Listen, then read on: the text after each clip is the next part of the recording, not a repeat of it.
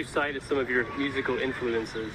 I get a lot of guitar tapping techniques from Dave Knudsen from Minus the Bear. I've listened to a lot of Godspeed You Black Emperor, Zeros, Explosions in the Sky, stuff like that. It's almost over, it's just begun. Don't overthink this, look in my eye. Don't be scared, don't be shy, come on in, the water's... Neat Nation, welcome back to the Droopy Whiskey Show. Everyone, what is going on? It is Brian. Neat Nation. Everyone, what is going on? It is Brian. We are back. Neat Nation, welcome back. Everyone, what is going on? It is Brian.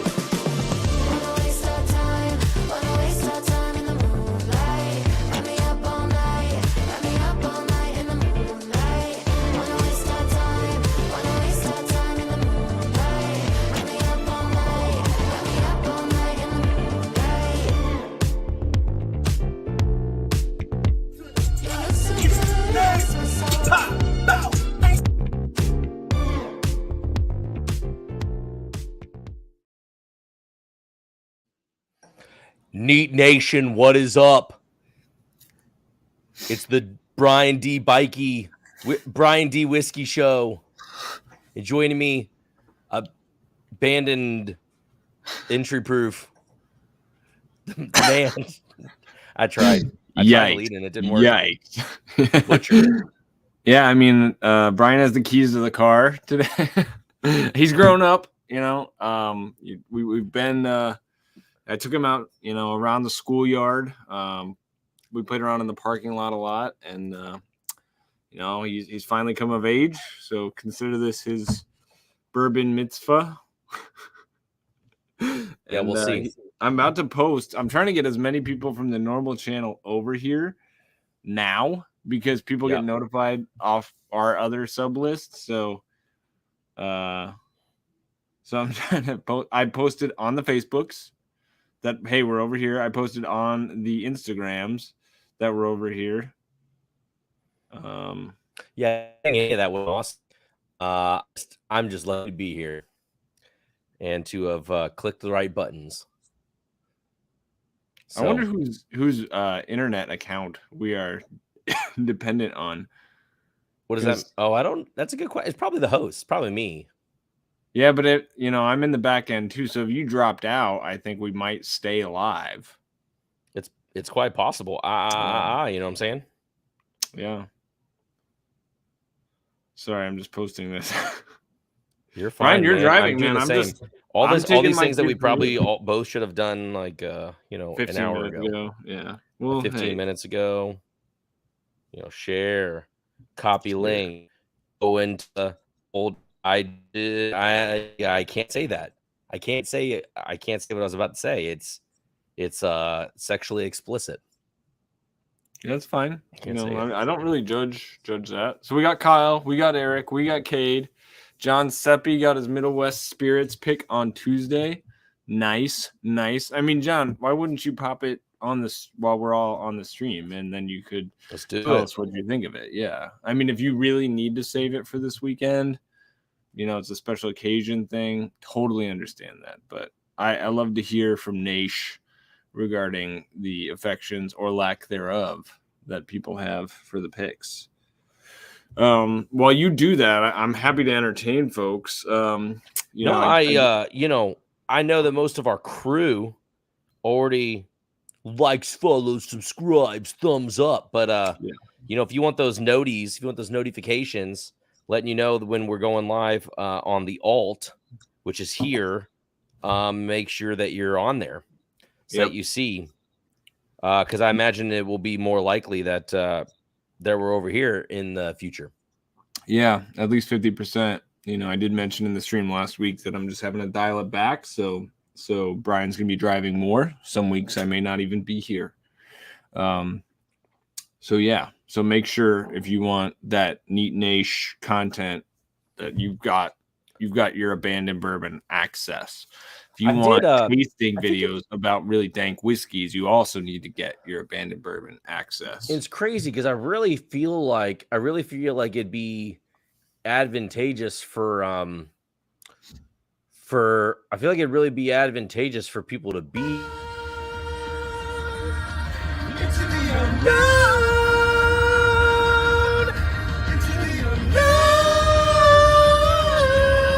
I just feel like it's a good night for people to have been here.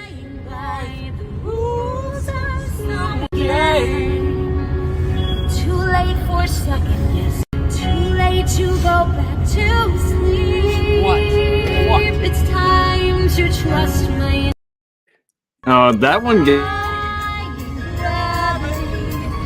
think I'll try to find gravity, and you can't pull me down. If you want to know what it's like, going on a barrel pick with me and Drew, it usually involves a lot of show tunes. I'm glad you guys didn't catch us when we got to Hamilton, which is touring through Louisville right now, and I don't have tickets. Hamilton's awesome. Yeah. Although I gotta say, I'm not a fan of Lin-Manuel Miranda's rapping style. He sounds like he's whining the entire time. He's clearly a genius. I get flack whenever I hate on anybody. That's the cross I bear. But I'm gonna hate on Lin-Manuel Miranda's rapping style. That's everything about the man is impressive. Outside of that's what it sounds like. So I'm out. I'm out on that. But his production of Hamilton, very, very good. And then we just watched the Click Click Boom movie with Andrew Garfield. That was very enjoyable. Very enjoyable. Yeah. Yeah, I think Eric, that's the droopy way. That's just, I run at a sustainable speed. Let me say that. I'm one of those people who tries to avoid, the star that burns the brightest, dies twice as fast. I'm trying to avoid that. More like define this speed minimum rules, right? Yeah. Jeez, why? I mean, you can get a ticket for that. You can get a ticket for, idling in the left lane. Not in Wisconsin, but I was on a road trip with my brother once who got pulled over twice for doing it in other Midwest states, which was pretty awesome. He was driving my car. He was the one who got the ticket. So it was pretty sick.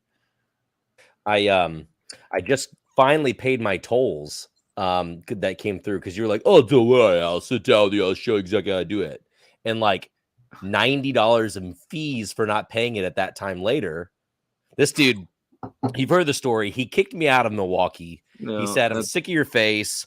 I'm tired. I want to go to bed. Plus, I'm not going to instruct you how to pay your tolls. So $90 later, you could do a live stream. And do we have proof of no. So it's, you just load it up, all kinds of it's only my first one. Just wait. Just wait. Right. They'll keep coming. Prepared. I can maybe pull stuff out of the archives. Yeah, just wait and see. Wait and see. Yeah, I forgot about that. But you could have asked. You also forgot about it, clearly. So this does not rest on my door. Blame is not exclusively mine. I'll take a portion of it. Oh no, it's solely mine. I can just completely forgot to. So, but I would have been happy. I would have been happy to show you, to share with you. Brian, have you watched Stranger Things? I have watched Stranger Things, but I've not watched the most recent season yet. Nope. Man, it's awesome. Started it. Wow. I started and it gave the little warning, and I was like, oh gosh, here we go. But here's the deal: it's a weird juxtaposition. I've also been watching The Chosen, and so it takes a big leap to be like, you know what? I've had enough of Philip talking to Simon. I think I'm going to watch Stranger Things now. It's a bit different. I've been told to watch The Chosen, but alas, I have not done that yet. But yeah, Stranger Things season 4. I won't spoil it, but I will say a couple things about it. Number 1, it's as good as any other season. Number 2, it's more intense than any other. Yeah, that's what I've heard. And C. Davis here, the finale was crazy. Stop. It's not even the finale. They still got more episodes to come. Yeah, well, the finale, Don't even talk about finale, the episode 7. I might watch after the stream. Wow. No, that's too late. That's probably too late. I'm sorry. When the way I do things here, I do an hour and I'm out. So is that what we're doing? It's not true. I'm fine with that. No, it's not. Well, I'm behind on my sleep. I mean, well, I don't know. We'll see. We'll see what we do. I mean, I could do whatever I want. It's Inch Proof Live over on my channel. We can curse, and we can swear, and we can talk about how much we hate children and everything. Yeah, that's not a fact, actually. Not factually accurate. I tried to figure out what other kind of programs. What's up, Will? Try to figure out what other programs I could get set up to do on here, like polls and stuff. I just don't have enough time. Yeah. No, I've kept it between the mustard and the mayonnaise, so I haven't gotten too crazy with things. Keep it content based. You want to go through the normal bits today? I've got content coming out my ears because I wasn't able to record a video. So I've got BTAC here. I've got equipment for an infinity barrel. I can make it. Must be nice. All these whiskey samples that people have sent, I've just kept them all here, and I was going to make an infinity bottle and taste it. We could do that. But I mean, do you want to talk about what we're drinking first? Yeah, absolutely. Go ahead. I don't want to.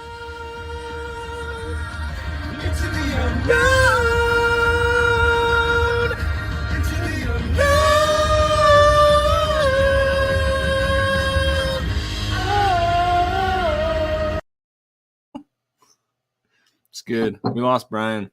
Sucks for him. I don't know what happened, but I will share what I'm drinking while we wait for him to figure it out himself back in. I have no idea what happened. I had a little bit of a sample left. Somebody had messaged me before I got in asking about what I thought of Glenmorangie. What has happened? I'm getting there. Okay.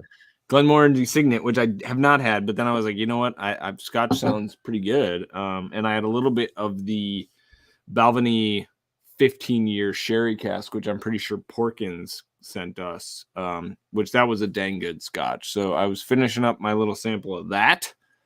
And then what's next? I have to choose what's next now.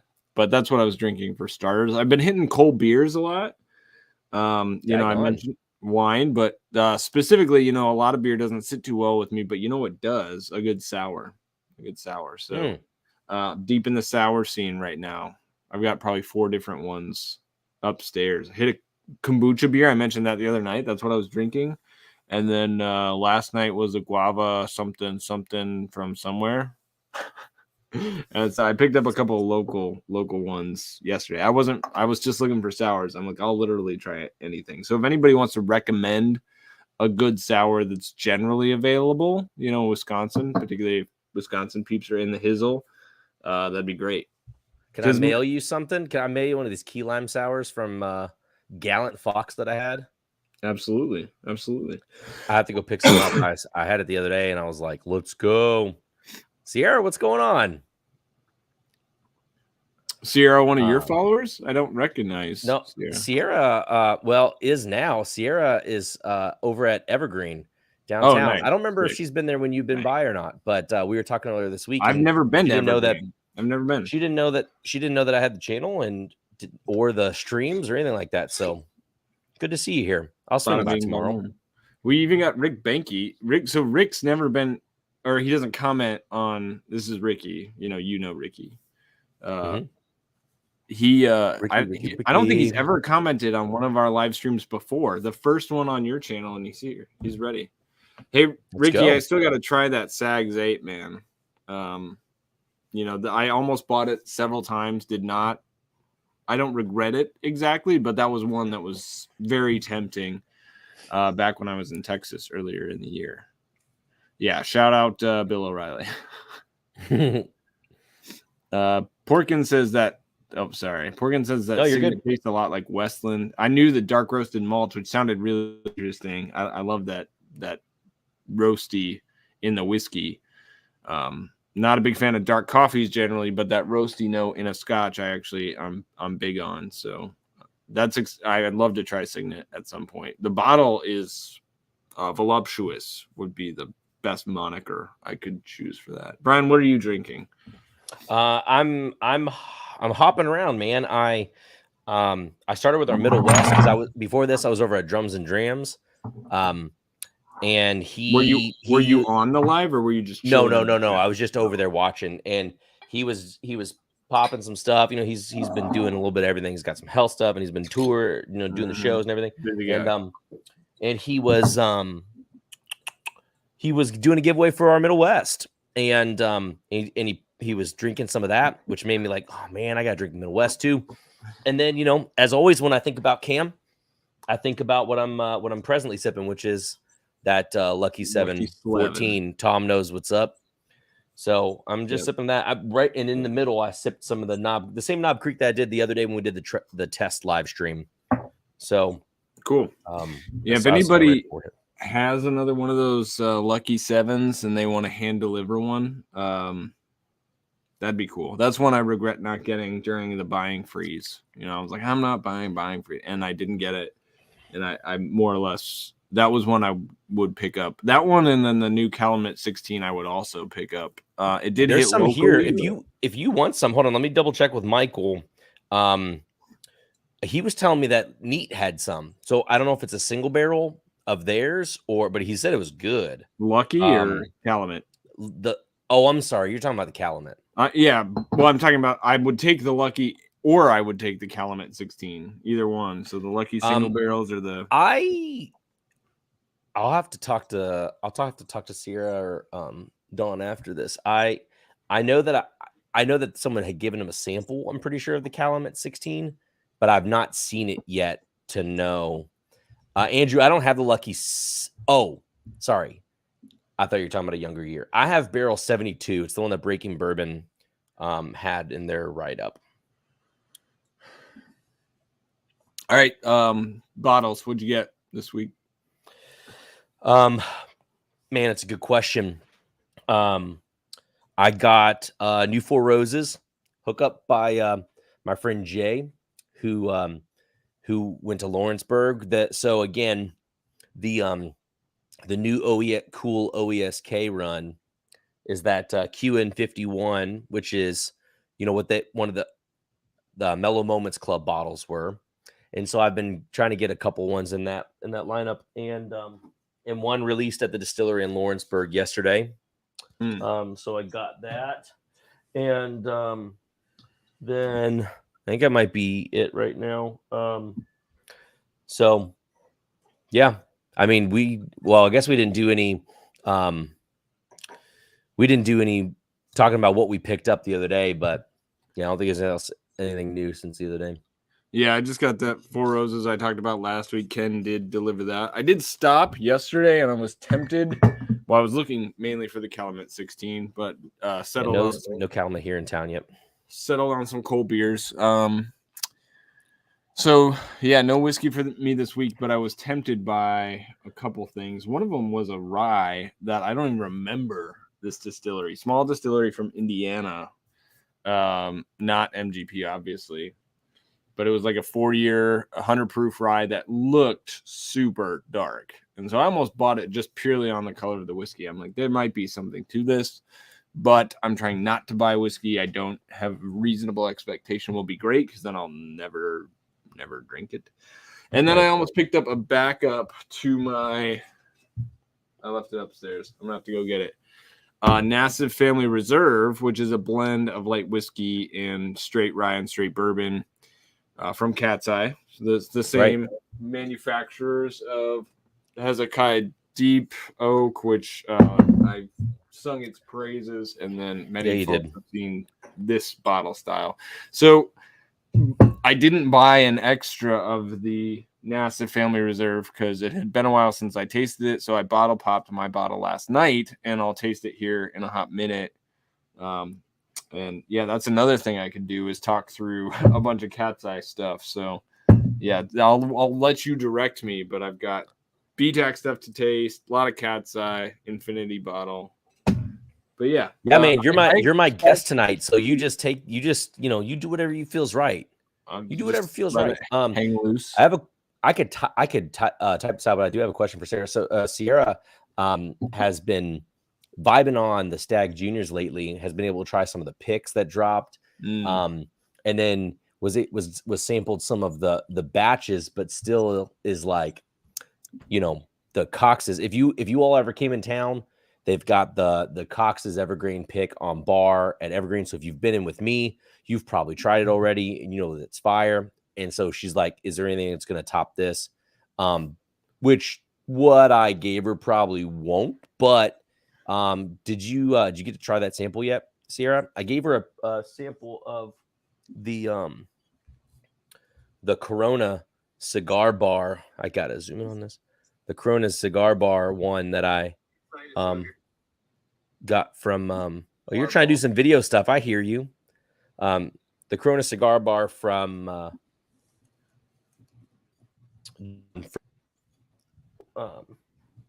Peerless left. It's tasty. It's tasty. Nice. That proprietor, just for the record, is out of stock. They still have the link up, but it's out of stock. You can't buy it. Cool. Let me know. I know that, like I said, you can. Well, I don't know how you message me, but I can come and stop in tomorrow and see what you think of it. Unless you're still around here, in which case, cool. You're still talking to Sierra. Yeah. I do, but like I said, I can go by I was gonna say if anybody's interested, not if anybody's interested, but I can go by if you're interested, because I know that Michael was drinking it yesterday because it was like $10 a pour, and he's like, okay, that's pretty good price, and way better than it was at Repeal. So I can go there and get some. But man, I will say, this doesn't taste as similar to King as the barrel that we tried that night. It actually doesn't even smell that oaky. It smells a little dusty, but the taste is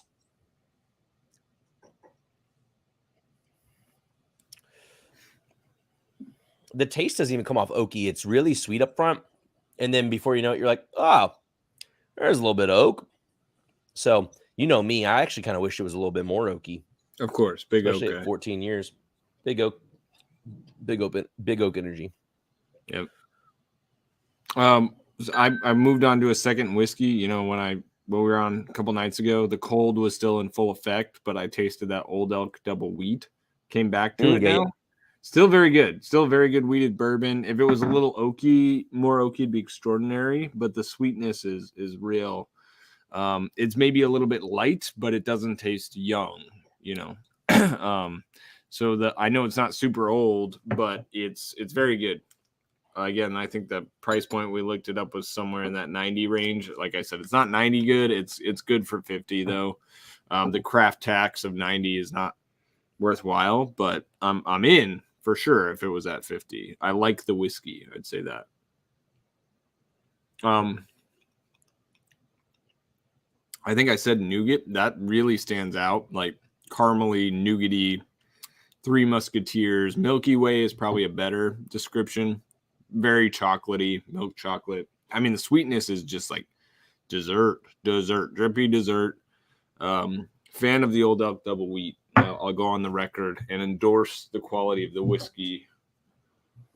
Man, I feel like I got to go pick up the Old Elks that I have. I want to say that I have 3 different Old Elks, and if I need to, we'll put up a video or I'll let you take the spotlight and I can go get them. But I did not. I don't know. I don't remember what their mashes are, but I did not like what I had. Yeah, I remember trying something before of theirs that I didn't vibe on as much. But yeah, we had Old Elk in a blind at one point, but this Double Wheat is completely different. I'm going to go get that Nassif. I'll be right back. Cool. I'm actually surprised. I mean, I'm surprised that we have some people come over here, but, you know, maybe people will continue to migrate over time. No one's queued up to come in here from Drew's channel. Guys, except for the fact that I'm drinking whiskey right now, we started another round of Whole 30, but I told Kristen I've got too much going on. If I need to test drinks at work, I got to test drinks at work. And if I need to drink whiskey, I'm going to drink whiskey. Otherwise, I'm on Whole 30. Lost 7 pounds. Can you tell? Look at it. I've kind of I've lost a little bit of my double chin there. That'll turn out well for videos. Getting that. I'm starting to get that. I'm starting to get that Drew P physique. You know what I'm saying? With that nice slender jawline. Sure. I mean, the beard helps. Yeah, definitely. Yeah. I look a lot older with a beard, which was helpful when I was like 24 and looked like I was 16. Now I probably look my age, but if I shaved, I wouldn't look my age. Cheers. Look, Mark came over here from Drew's channel. What's up, Mark? Let's go. So Nassif. Let's go. Yeah, let's talk about this for a minute. This I gotta find my samples from I had samples from Kyle, and he left me a NASA Family Reserve, but good I for think him. it might take me a minute to find those samples, but keep talking. Yeah, I think he was raving on batch 12. This is batch 13. So Cat's Eye Distillery, they've made a name for themselves sourcing not well-aged MGP bourbon, not young MGP bourbon, but well-aged MGP light whiskey. And then they'll release this at a very cost-effective $35. This is a blend. Well, let me just read for you. This whiskey is a testament to the art of American whiskey blending. Let me get here real quick. Yeah, do this again. This whiskey is a testament to the art of American whiskey blending. We begin with a base of well-aged light whiskey, distilled to a higher proof than bourbon and aged in used oak. This whiskey provides notes of vanilla, coconut, and toffee.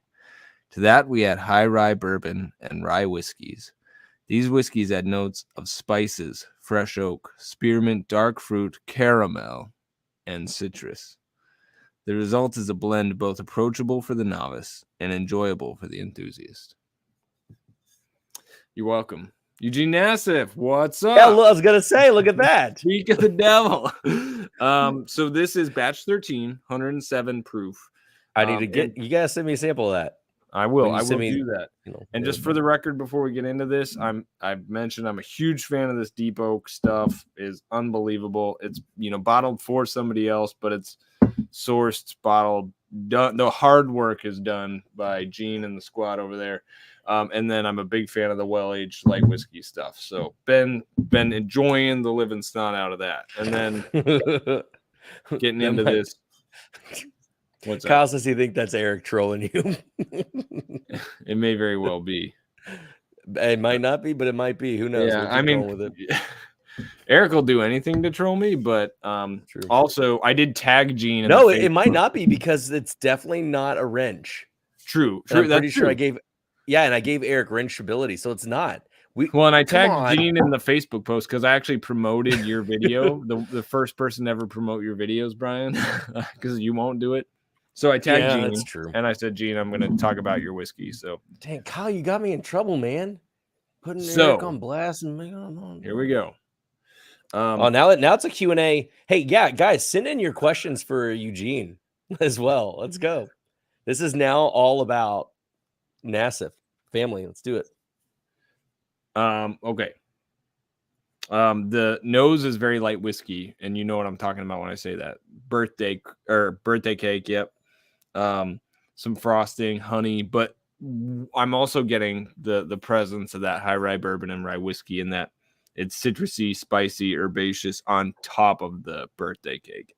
So it's a dilly spearminty. I mean, the dill is really mellow, very spearminty birthday cake. Mint chocolate chip. Let's call it that. We've got mint chip birthday cake with some lemon. So there's some interesting flavor combos, but it totally makes sense when you know what's in it. Nose is nice. Nose is inviting, and I'm hoping for that creamy birthday cake on the palate. Again, the palate's still recovering, but Eric's saying for him to not possible. The front is it tastes like rye. Like when it hits your palate, it's like this tastes like 95.5 MGP rye, which I'm here for. Kind of in that 6-year range. It's punchy, but delicious. I'm a big MGP rye guy. It doesn't have a ton of oak, and then it moves into kind of a creamy back palate, and then you're left with this minty, cooling, kind of menthol style black pepper. It's a journey. This whiskey's a bit of a journey that I need to kind of pull apart a little bit more. The light whiskey sweetness against the spice of the rye and the high rye bourbon is something that I've not tasted before. It's a new whiskey experience for me for sure. Kyle Raymond. Yeah, Kyle's been dropping his love for NASA family. So Kyle was going to ask what your tasting notes were off batch 12. This, I think I mentioned, is batch 13. Dude, my cameras, I lost my cable, and I'm using an old cable, and it's the one that my camera always did this on.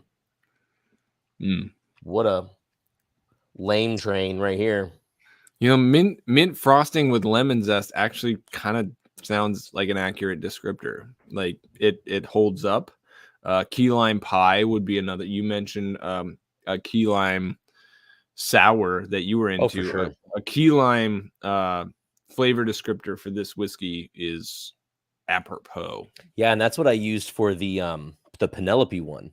Kind of tastes like key lime. Yeah, right. Yeah, for sure. Which I mean, now that you're tasting this, I'm just like, I wish I had some light whiskey with me. But it's all downstairs. I'm not gonna run. Key lime pie with a bite of a spearmint sprig. Says the batches are very similar. 2 barrels of light, 2 rye, 2 bourbon. Gene, can you drop any of just because we're geeks and we care about such things, any of the age specs? Like, I've seen light whiskey drop from you guys in the 6-year range up to the 16-year range. You say well-aged light whiskey. Are you able to, bring any more specificity to the nature of these barrels? Should have just had the guy on. I should have asked him if he wanted to come on. Gene, you should come on. Maybe I'll save the rest of these whiskeys and we'll devote a full episode to Gene and Cat's Eye. Because I'd love to hear. We still got to get a Cat's. I mean, we should do a pick. Yeah, we should get a Cat's Eye. I mean, I love the stuff, and I would love to hear the story of that distillery and their growth and how it's been sort of getting the positive response on a very unique product, because there were people dropping well-aged light whiskey before they did, and then people got wise. Yeah, C. Davis. It was easy to find for a hot minute, and then before we knew it, it was gone. So what I have is I've got these 3 bottles, and then I've got one back up to the Deep Oak. I already went through 1 bottle of the straight light whiskey, and that's it. So I'm nursing them. It's hard for me. Like the Deep Oak, though, is one of my favorite bottles, though. So I find myself going to it frequently, and I need to not to because I'm trying to save it, drag it out. All right, got it. Sick. Thanks, man. Appreciate that. That's awesome. Kyle saying, Gene, do y'all embrace the variation? 12 tasted like it had some way older, oakier light whiskey. Anyway, we'll have Gene on. Poor guy's trying to work and comment on the stream. Anyway, Gene, love your stuff. This batch is solid. I will say I don't like it as much as the Deep Oak, but that's a very high bar for me because, like I said, it's one of my absolute favorite bottles right now. So, oh, there you go. Interesting. I'd love to taste the components separate. We'll get it. We'll make a trip out there. Iowa's not that far. We'll play some golf on the way. It'll be sick. Where is this from? Where is it? Des Moines, I think. Okay. Son of a gun! Seriously, how does this camera keep freezing on me? I don't know. This cable is the worst, man. It's Bettendorf, Iowa. I'm the hostess with the lack of the mostest. What a pain. Yeah. What a pain in the tuchus. This may be the last one you drive. No, it's not. I just need my cable back. I couldn't find it. I didn't know if the kids took it or the cats took it or I left it at work. That's weird that it would be a cable issue. Well, that's what kept happening too. I switched because honestly, it's a short one. So like if you can't see this, but like my computer is here and it's up here. This is my computer right here, where normally it's down here. And I can like comment to do stuff because the cable's a foot long instead of 3 feet long. And I don't, some cables are better than other ones, but absolutely, yeah. It's not. That's not right, the man. You can size say of the butt on this cable, channel. it's how you use it.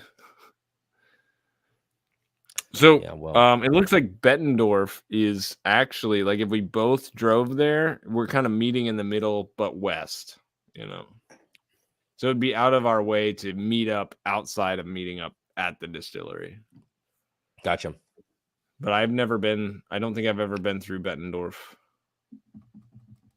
Nothing would have. Oh man, Jake, sorry to hear that.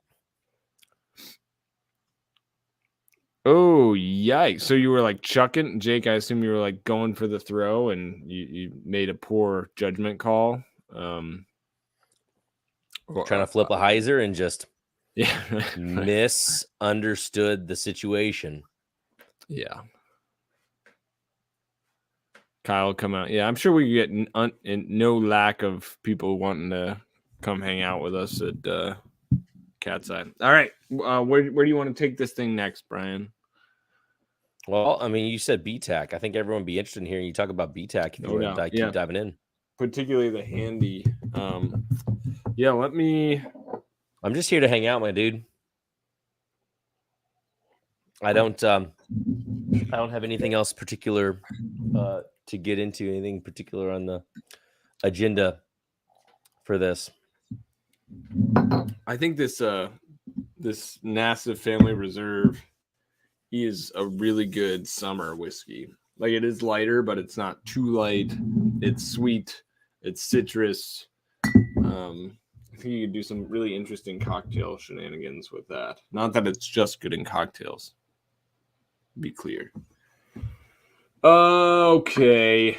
How do I want to ease into this? Do I want to hit George T. Stagg 2019 first or Thomas Handy 2021? I think you want to hit George T. Stagg first. It's lower proof.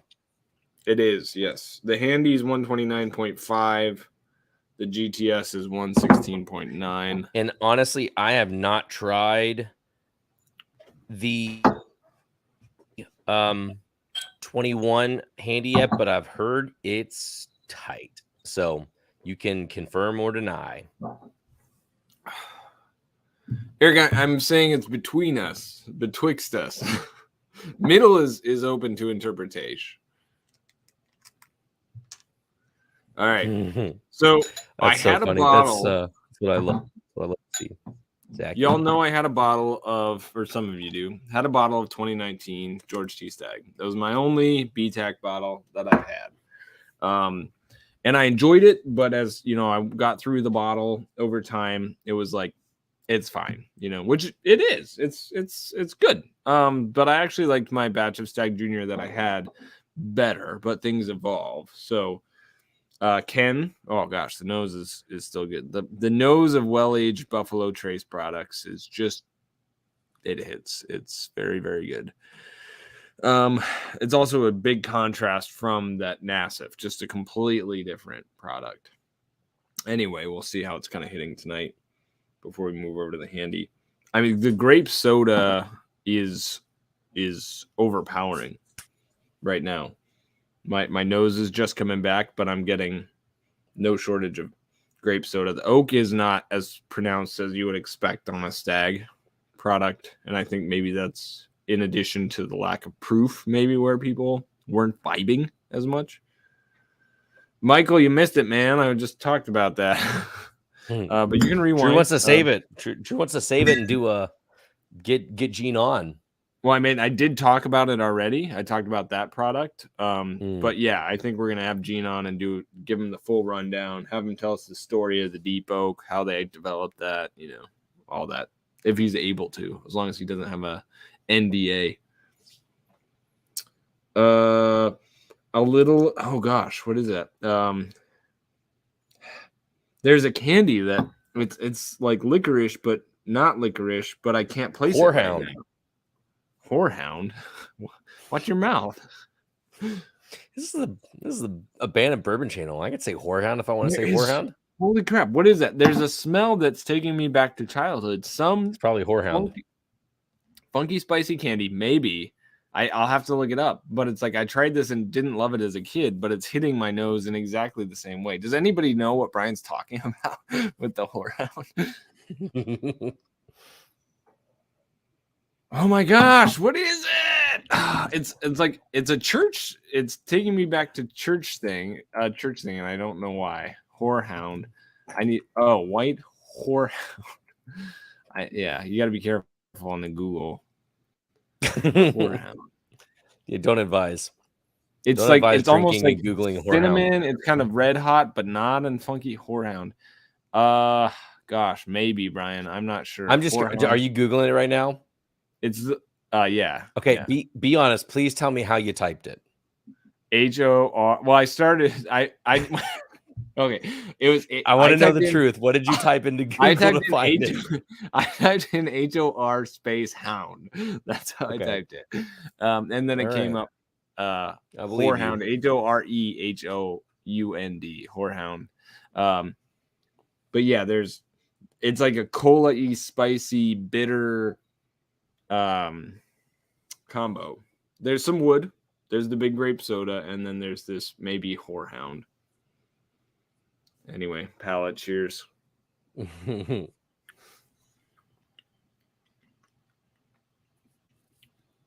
Yeah.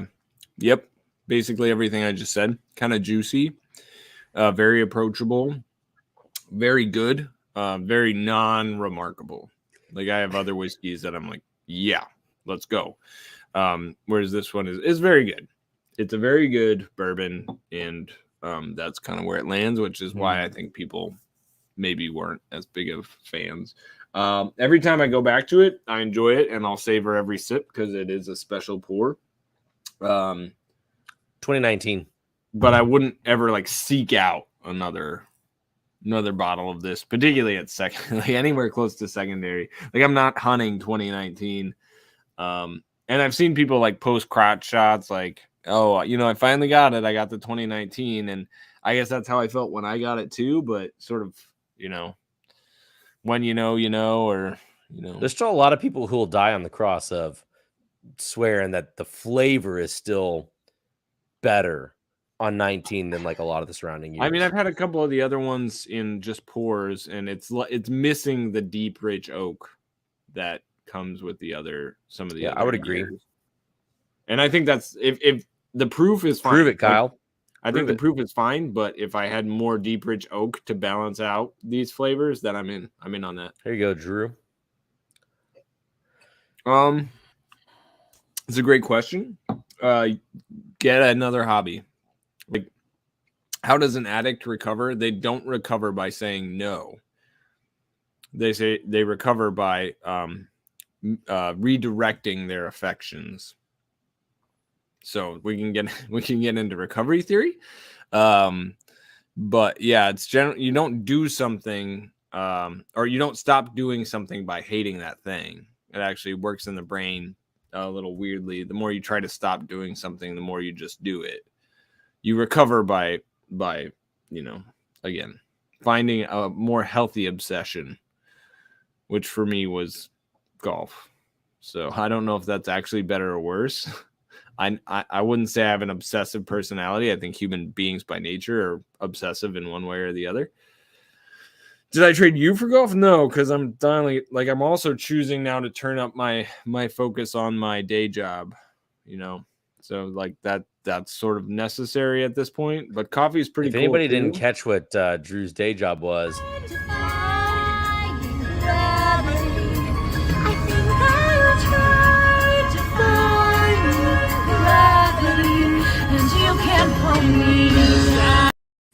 Drew's day job is he's trying out for the community performance of Wicked. Yeah. Oh, dude. Yeah. 100%. Hundo P. I mean, I know that the theater culture is pretty accepting of anybody playing any roles. So I would 100% do that. Yeah, 100 without question. And it would be like kind of going down in a blaze Drew, of glory. I love you as Alphaba. Yeah, right. Alphaba. Yep.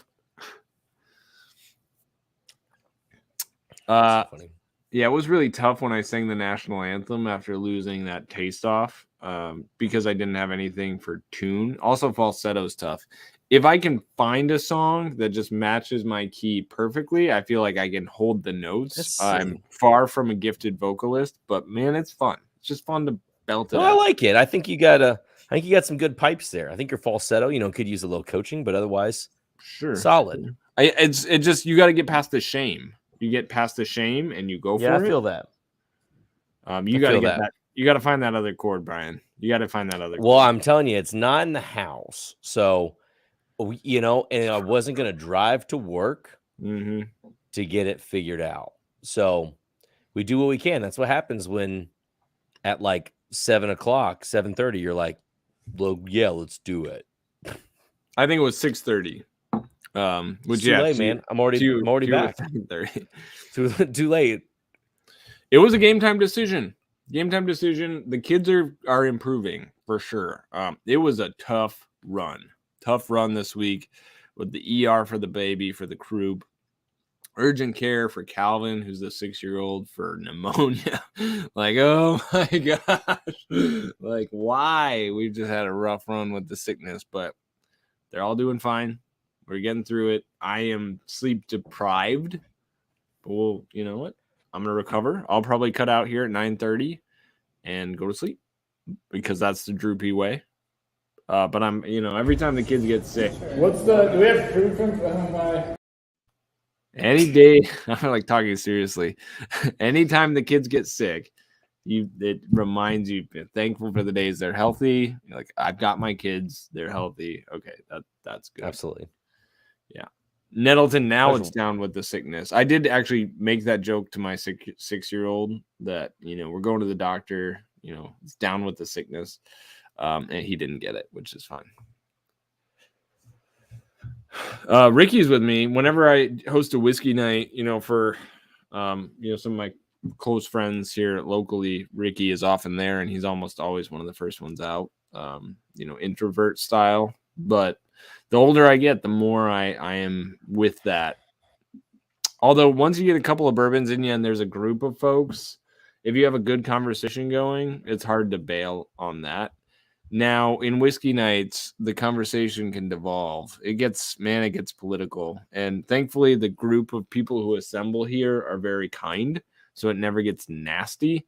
But I get bored of the politics, man. It's just because it feels like it's impossible to actually have somebody try and wrestle with an idea, like to actually be open to something that they're not normally inclined to.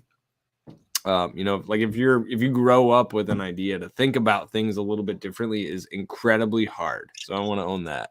It's super, super hard to try and think about something from someone else's perspective and then try and assess the validity of that, because you have an emotional reaction. You're sort of you're not taught to be hostile to it, but when you're taught the way things are or the way you should do things, and then you encounter a new idea, it's inherently threatening. Like your brain interprets that as a threat, and then you have a fight or flight reaction, which that's what makes dialogue so hard. That's what makes our culture so bifurcated. So yeah, whiskey chats kind of get that way. So shout out to those of you committed to the process, the learning. It's not easy. It's not easy for sure. And I'm also not saying that there's not inherent value in sticking to your guns. I certainly believe that. If you're familiar with my particular worldview, you know that there's an absoluteness to that. So that, yeah. But I mean, I also think that, the dialogue and openness breeds empathy, and empathy is very good. And in the environment of empathy, there can actually be learning and growth. All right. Thank you for coming to my TED Talk.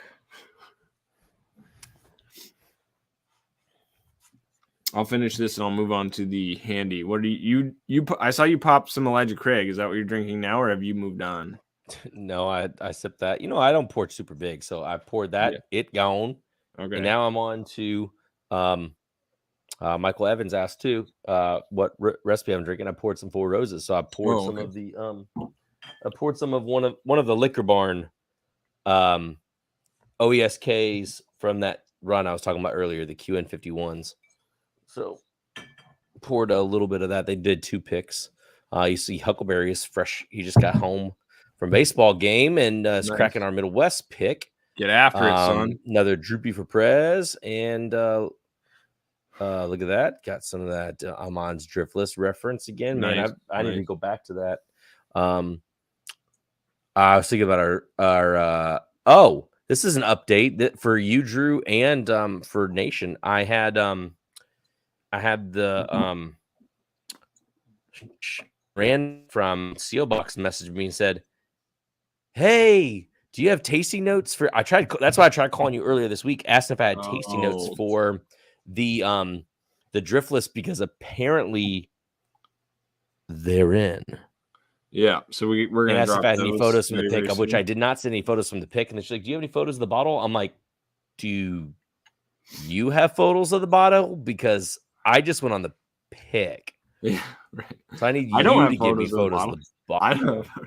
don't. But I know Driftless has photos of the bottle. And she said, "That's right. I'll get the photos sent to you." But I also didn't provide tasting notes.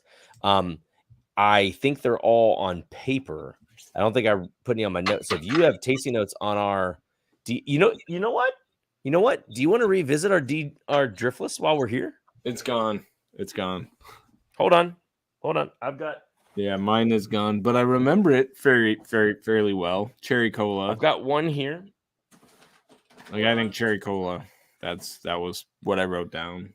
All right, hold on. I got 3 samples here. Let's try to remember which one was which. You understand? You're having delusions of grandeur.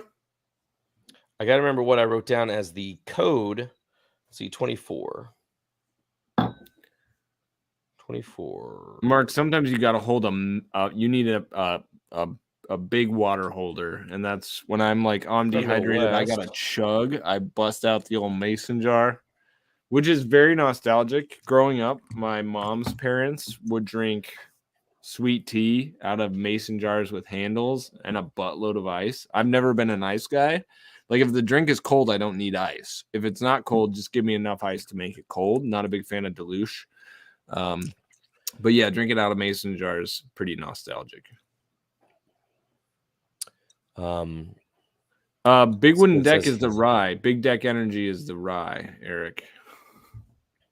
Tom just asked, is that an Elmer behind you? Yeah, I just used that in my video. You should have watched it. Did you trounce Elmer to the same degree that I did in my Elmer? No, but I did lose my video again because this cable sucks, Drew. Sucks. What a pain in my bottom, dude. Okay, do you want me to try the bourbon first, or do you want me to try the rye first? Let's go with bourbon. Which one do you want to release first, the bourbon or the rye, or do we just do them at the same time? I mean, let me try them again because that rye was spectacular. Yeah, Big Deck Energy. All right. I'm drinking straight from the sample bottles. No, I got glasses back. Yeah, come on. Get with it. Ridiculous. I'm not a ridiculous head. No. Okay. But remember, I still have this much of the rye. Look at that. That's actually a pretty decent amount. Yeah. Yeah. It's like a whole quarter of an ounce. I mean, I liked them. So I kept going back to them. I'm like, is it still good? Yeah, it's still good. So they're still good. I can vouch for them. So yeah, the whiskeys, these driftless picks have not dropped yet. There's not much rye. It's like under 100 bottles of the rye. And then the bourbon, there's a little more of, but it's not a crazy amount. But yeah, these are the last picks that we've done. So hopefully we'll do more picks. But yeah, like I said, we have some logistics to work through this summer just because I won't be able to commit to keeping up the level of content that I have up to this point. Though I'm certainly not going away. Somebody asked last week, is it the end of Drew P? No. Drew P is just going to be riding the bench, playing the pinch hitter for a season. Who's to say how long that season might be? Man, this is way more chill than like I just recently had in my mind, or earlier to start the day I had the Middle West. Yeah. And the Middle West is like a Stag Junior in profile. Right. You know, it's kind of big, bruiser. bold, punch you. Yeah. This is So creamy. It's like a little malty, chocolatey, a little bit of mint, vanilla, toffee. That's tasty. It's a tasty bourbon right there. Taste the bourbon right These there. driftless picks are really great values too. Wonderful values on these. This is a 6-year-old bourbon too. 6-year-old. All I'm saying is that the entry proof picks so far have been economical AF.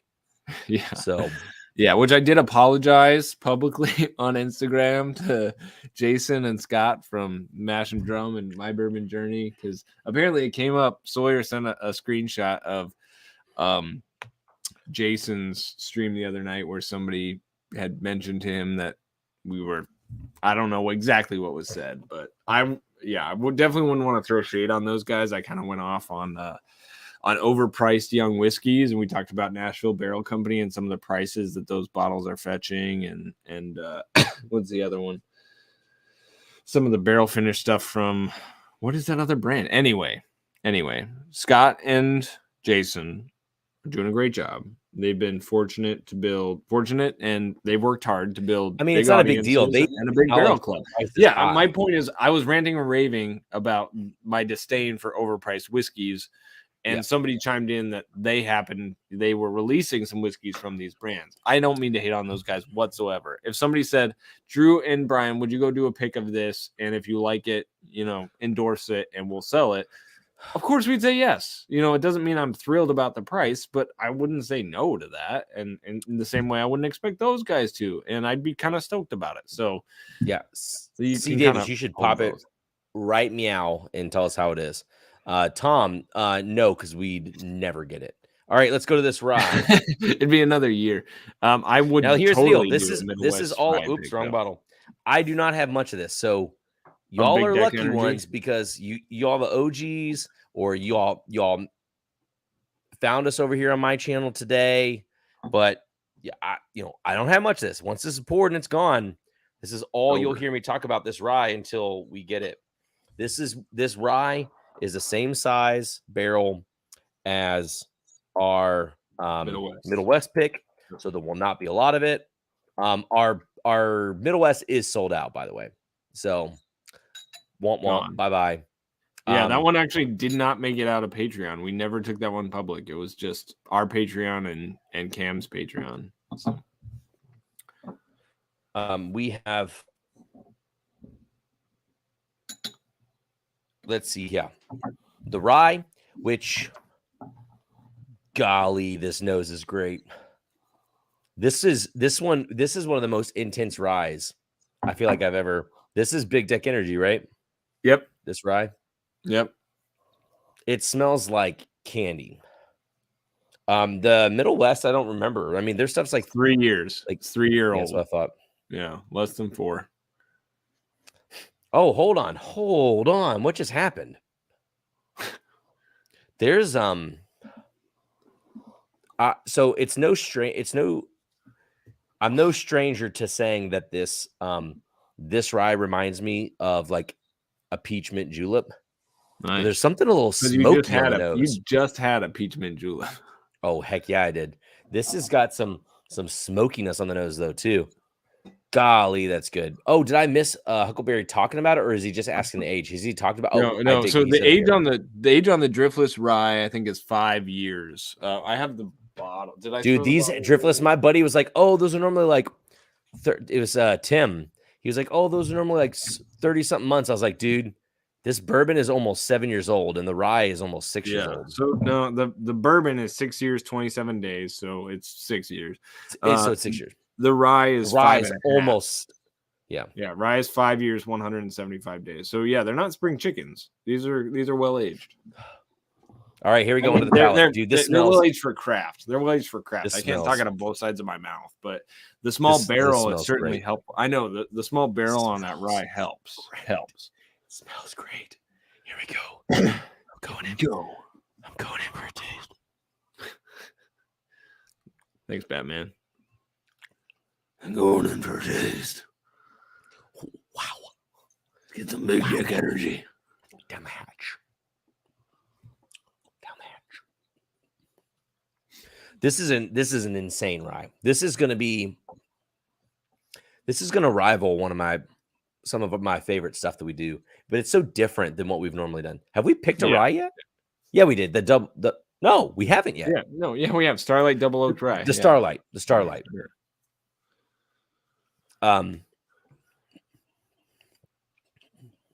Dude, it's oaky, it's peachy, it's mint in a candied way. It's not like overly spearmint. It's just like kind of more sugary. I'm glad that this glass doesn't taste as intensely sweet as it did at the pick. Here it is. Is Big Dick Energy driftless or dancing goat? Driftless. Yeah. The dancing goat pick we have the French Kiss. Oh my gosh, this nose is French toasty oak. It's still toasting. We put it back in the rick house, so it's in that toasted French oak, and it's back in the rick house. Dude, the bourbon was good, but hold on. What was that? Are you palate cleansing? I went back to the bourbon. Okay, straight The out. bourbon is great. It's like a slightly malty bourbon. Like it's crushable, easy drinking, some like nice nuance, good spice and sweetness. But dude, this rye is crazy good. I'm super glad we pushed them to let's try some.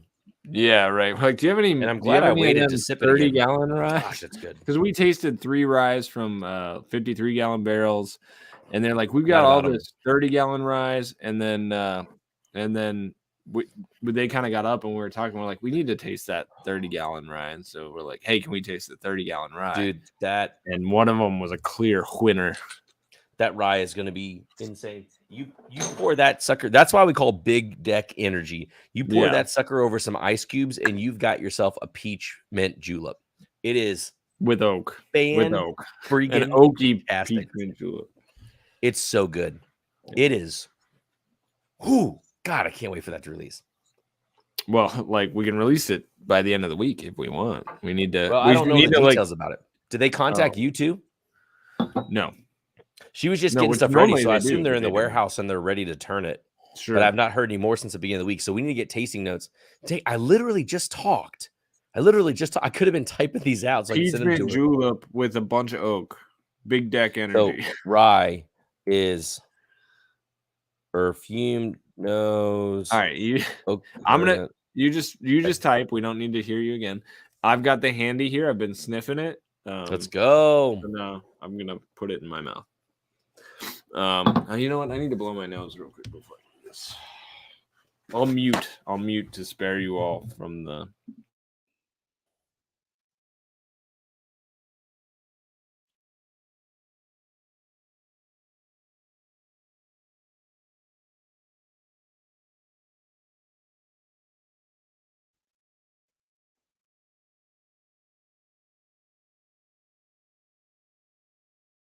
You just hear me typing like an idiot. Yeah, dude, it hurts to blow your nose into a paper towel. But all right, here we go. Woo!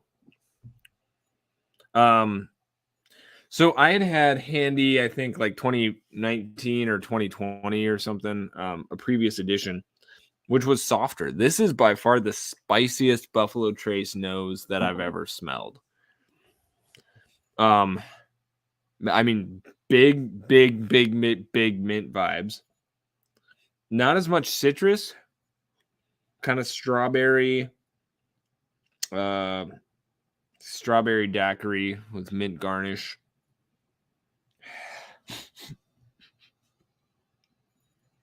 Maybe more raspberry.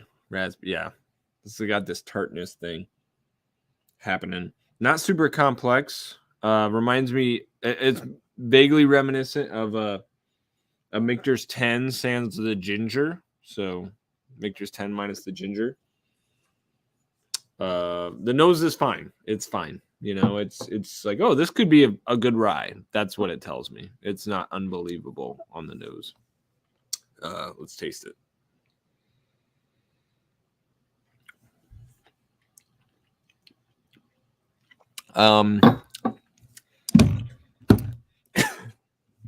Kind of sucks. Oh no. Yeah, right. I mean, for what it is, it kind of sucks. It does not suck, and I'm gonna pour something next to it.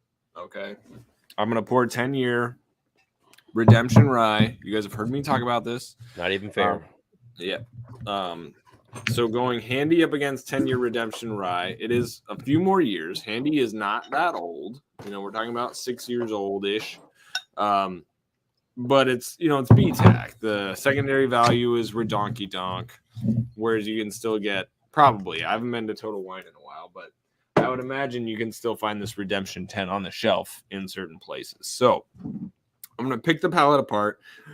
Then I'm going to compare it to the Redemption 10. But I think the Redemption 10 is better, just going off my recollection. So, again, nose is fine. Still in recovery.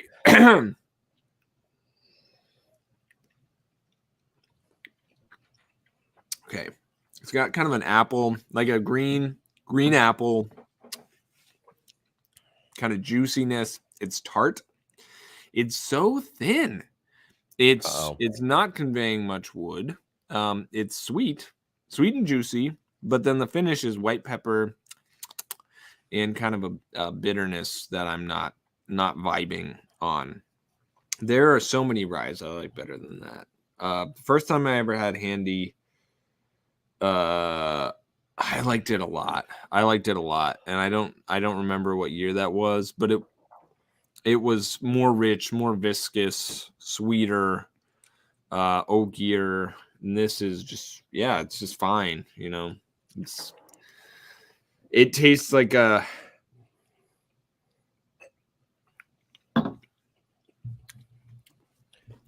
or $60 rye, you know, a 6-year-old cast strength rye, $50 or $60. There's nothing extraordinary about this. It's good, but given the hype and even the MSRP, I don't think I'd pay MSRP for this whiskey if it wasn't in the BTAC line. Oof. Yeah, tough. So let's get to Redemption 10 now. Way more oak. It's inviting. It's got almost a dusty level. Like, this has spent some time in the barrel. It's also got some green, but the mint is balanced. It's like brown sugar muddled with mint, with maple syrup dripped over the top of it. The nose on this one is like, heck yes. The nose on this one it's fine. Yeah. Oh gosh. I gotta get another Redemption 10. Like, in terms of world-class ryes, I don't know that Redemption 10 is a world-class rye, but if you're looking for a well-aged rye, that was a good value. You guys got to go get this product. Like, I'm not paid to say that, never have been. I have zero incentive for recommending a product, but if you like ryes and you have not gotten yourself one of the Redemption barrel-proof ryes, you're insane. Yeah, I don't even have it. Like, I can't help you.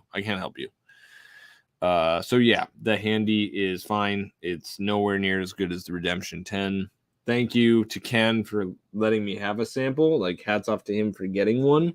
And I would like to now give the rest of this sample to somebody else who would like to try BTAC, who has not maybe had this. So I will give it probably not to Brian, who has access to a lot of stuff, but maybe I'll throw it in with one of the Patreon shipments that I'm very behind on. So if you are waiting on some swag from me, I apologize. Like I said, at the end of this month, I'm probably going to pause Patreon or turn it over to Brian, and we'll change the rewards to an extent. TBD on that. But everything that people have earned up to this point will be sent out for sure. Like, that's only ethical. So important. Porkin says he should have bought more Redemption Rye when he had the chance. Yes. Eric says Drew can lead you to water, but can't make you drink. Can lead you to good whiskey. What are these notes? I'm trying to figure out these notes. I'm looking back at some pictures from our driftless pick, And these notes say, amazing, 6th grade middle school. Can you tell me what made you think of 6th grade middle school? Can you throw the picture up? Can you upload it and throw it up? I need to see what you're talking about. Yeah, I mean, or can I just screen share it? Let's see. Hold on, let me just save it. I'm trying to. I remember writing that, but I don't remember why. Why? Yeah, let me. You tell me how to import. You tell me how to just do a banner. Create a banner. Yeah, banner is probably fine, and then we can take ourselves off, and so we can see it. Yeah, let me create a banner real quick. And no, the banner's the bottom. Banner. Yeah, no, you need to put one of the. You could do an overlay, or you could do. Yeah, I'll do an overlay. An overlay. Overlay or background. I'll figure this out. I'll do an overlay. We're dabbling with some. We're dabbling in some things while we're waiting. Too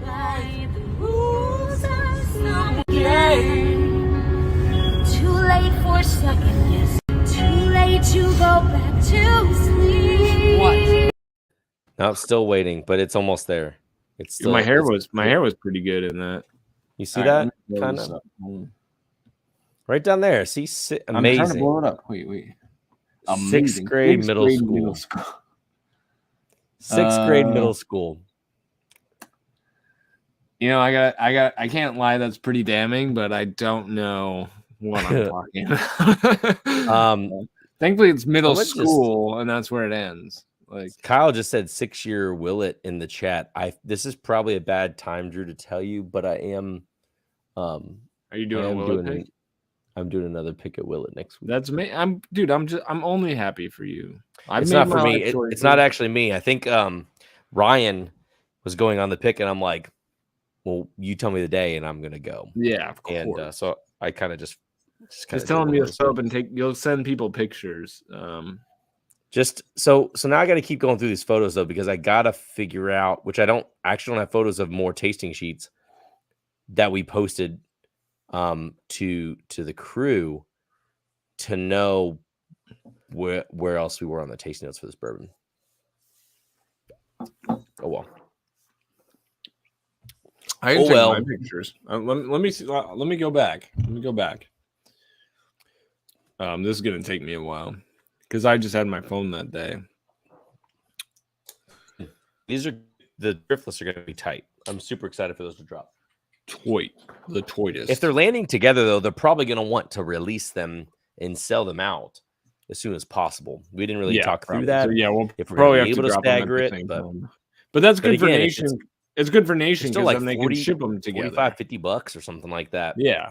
Nation can just ship them together, you know, and sure they might have to shirk their rent, you know, that month, but. I take too many pictures on my phone. A bunch of pictures of coffee. I feel you on that. Yeah, I feel you on that. In doing these picks, I'm just writing, oh, I like this one. You know, like generally is what I do. So yeah, 2669 Big Deck Energy. I wrote amazing. Big Deck Energy. Yes, sir. The bourbon we picked 2057 Cherry Cola was a note I would drop on that.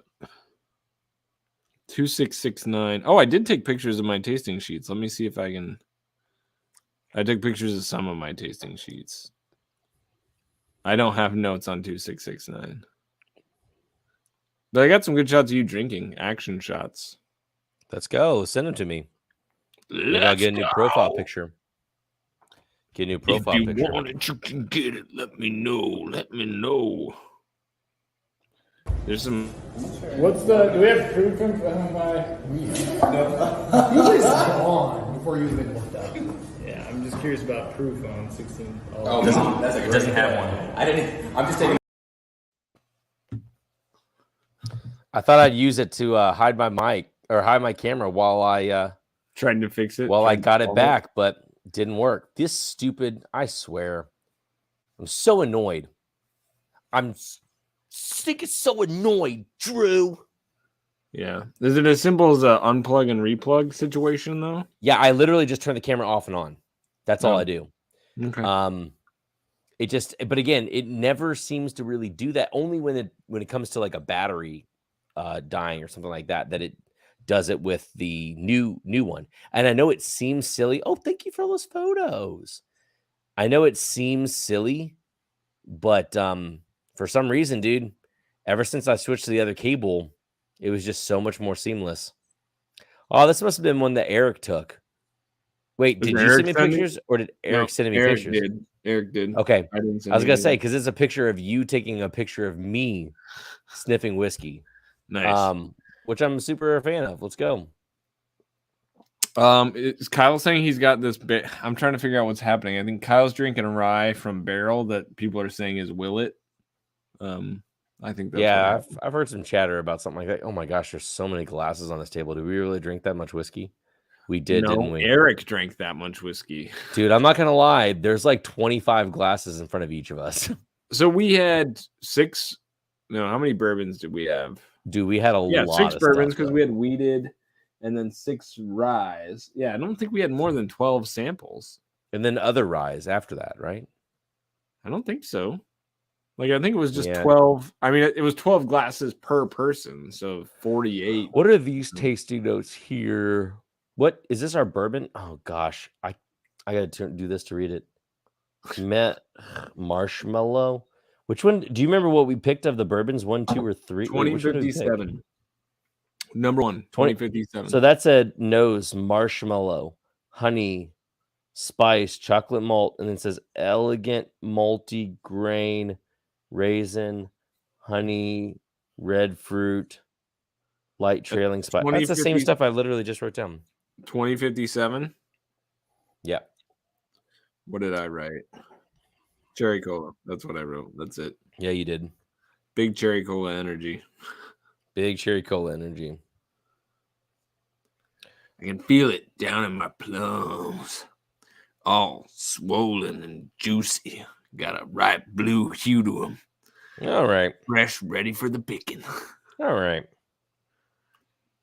I've seen that clip. That's a Will Ferrell clip from something. I don't know what movie it was. But it is pretty funny. It's in like best Will Ferrell clips or something.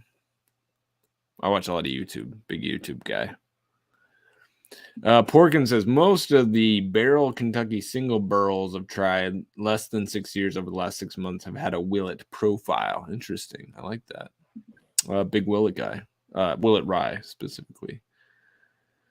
I got a rant. So Ricky said pregame old fashioned, 6 bourbon, 6 ryes, and Eric's postgame old fashioned. Eric went. I mean, mad respect. The dude was like, "Hey, we're going on a barrel pick. I'm sending it," and the dude sent it. So, and Eric is as a drinker is a very fun, positive.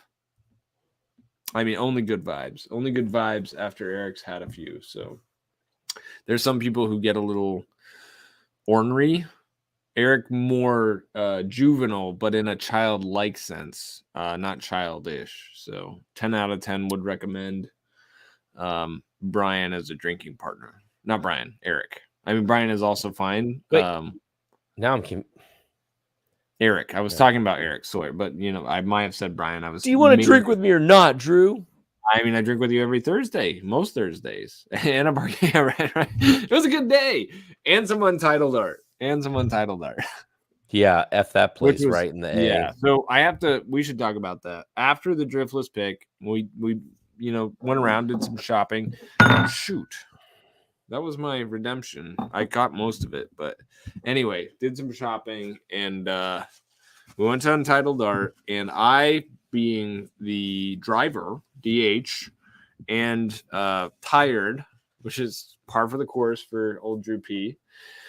I got a nitro cold brew and it was awful. Did you taste it, Brian? Did you ever taste it? Dude, it was the worst. It was so disgusting. The worst cold brew I have ever had. Unbelievably bad. Bye, Michael. So yeah, that was depressing for sure. But some of the stuff, like their seltzers, their weird seltzers, I enjoyed those. But overall, the beers were mediocre, and then the service was legendarily awful. Yeah, it was terrible. Yeah, and I think, Drew, the thing is that I'm starting to realize, I don't know, maybe Tom can attest because he's old. I was Tom. talking with people. They just had Forecastle festival in Louisville. So big big festival like Lollapalooza or whatever. Probably not as big, but increasingly big like Lollapalooza.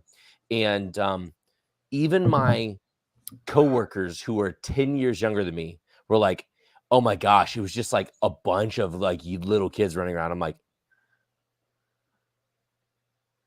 how are you saying that?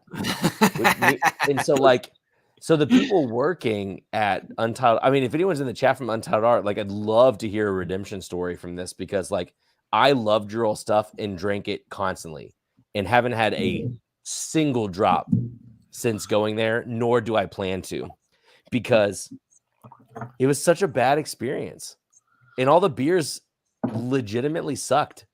So is what it is. It is. Never meet your heroes. That's what they say. I don't know. Nothing but the best. So let's pick that apart a minute. Never meet your Untitled hero. Art energy. This son of a. Why are they your heroes? Why would you have a hero you haven't met before? I'm not personally a big heroes guy. Like I have entertainers that I enjoy. Drew, you're my hero, but I don't feel like I'm like, oh yeah, I have heroes. It's like people pick military figures, right? Or even spiritual figures. Well, I mean, like every spiritual figure is a chocolate mess. That's kind of the whole idea with like being religious, is hopefully you know that you're broken. Some people don't own that very well, but anyway, human beings crave a hero. I think that's wired into who we are, but any human being hero is a misnomer. It's impossible. What do you call that? A double whammy.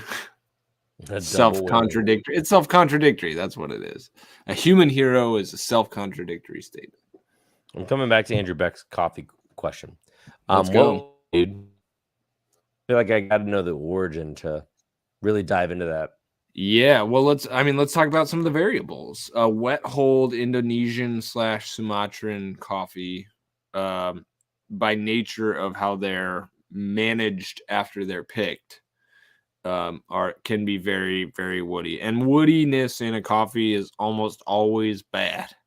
Like, it's not good. It's not the result of good coffee handling. Another thing is your green coffee. So coffee, when it's shipped to the roaster, it's been, all the fruits removed from the pit of the coffee cherry.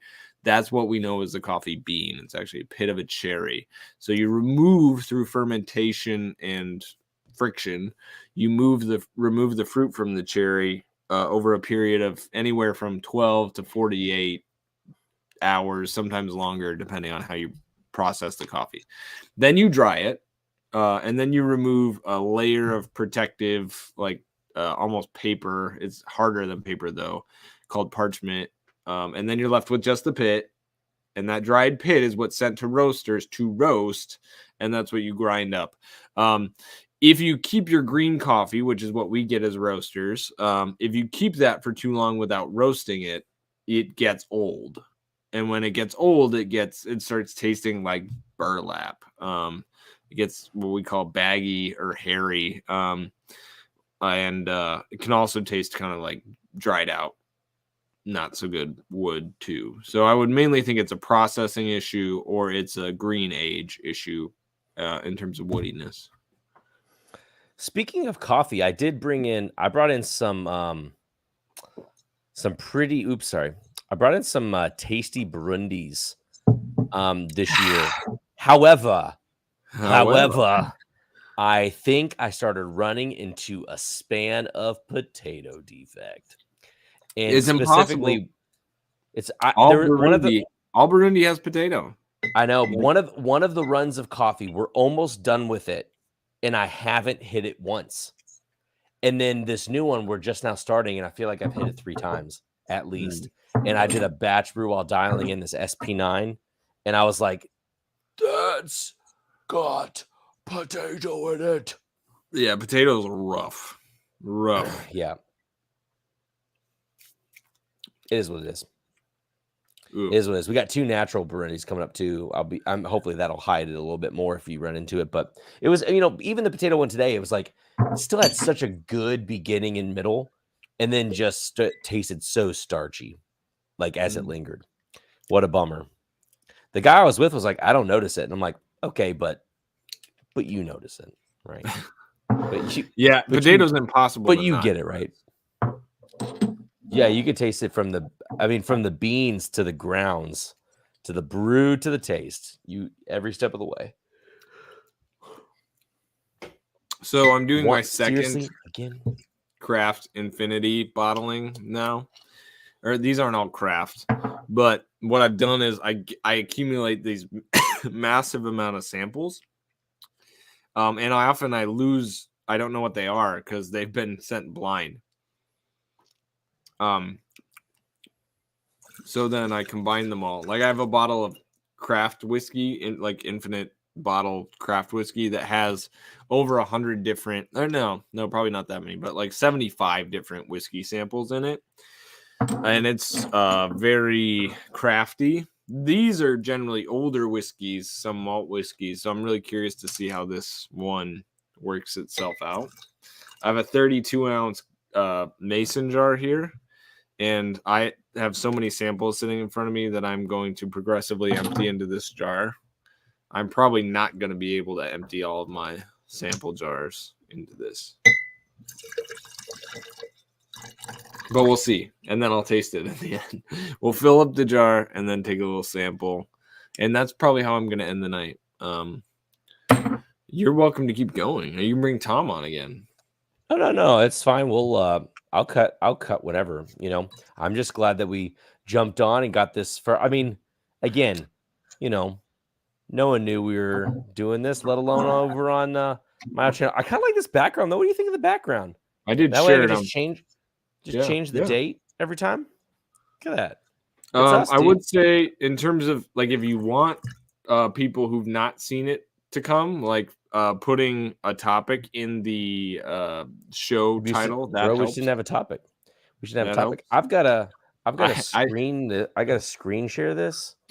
Or not screen. Yeah, I got to copy this so I can figure out proportionately frames for our videos. Yeah, you're very good at that stuff. I am marginally intentional, but I'm like, just like, let's get to the content. So, whatever I need to do to kind of frame up the content, and then I'm big into the topics. Love to have an agenda. You guys know this. Whereas you are better on the production stuff. Your AV from day one was very, very good. My AV sucked, but it was what it was. It was a learning curve. This is too much. I mean, this is probably stimulating to watch me open vials and dump them into this jar. And I can't even talk about what they are. But if anybody is local, like Sawyer, what are you doing? Put some music while you're opening the vials. Oh, got it. Yeah, no, yeah, bump it for sure. Turn it up.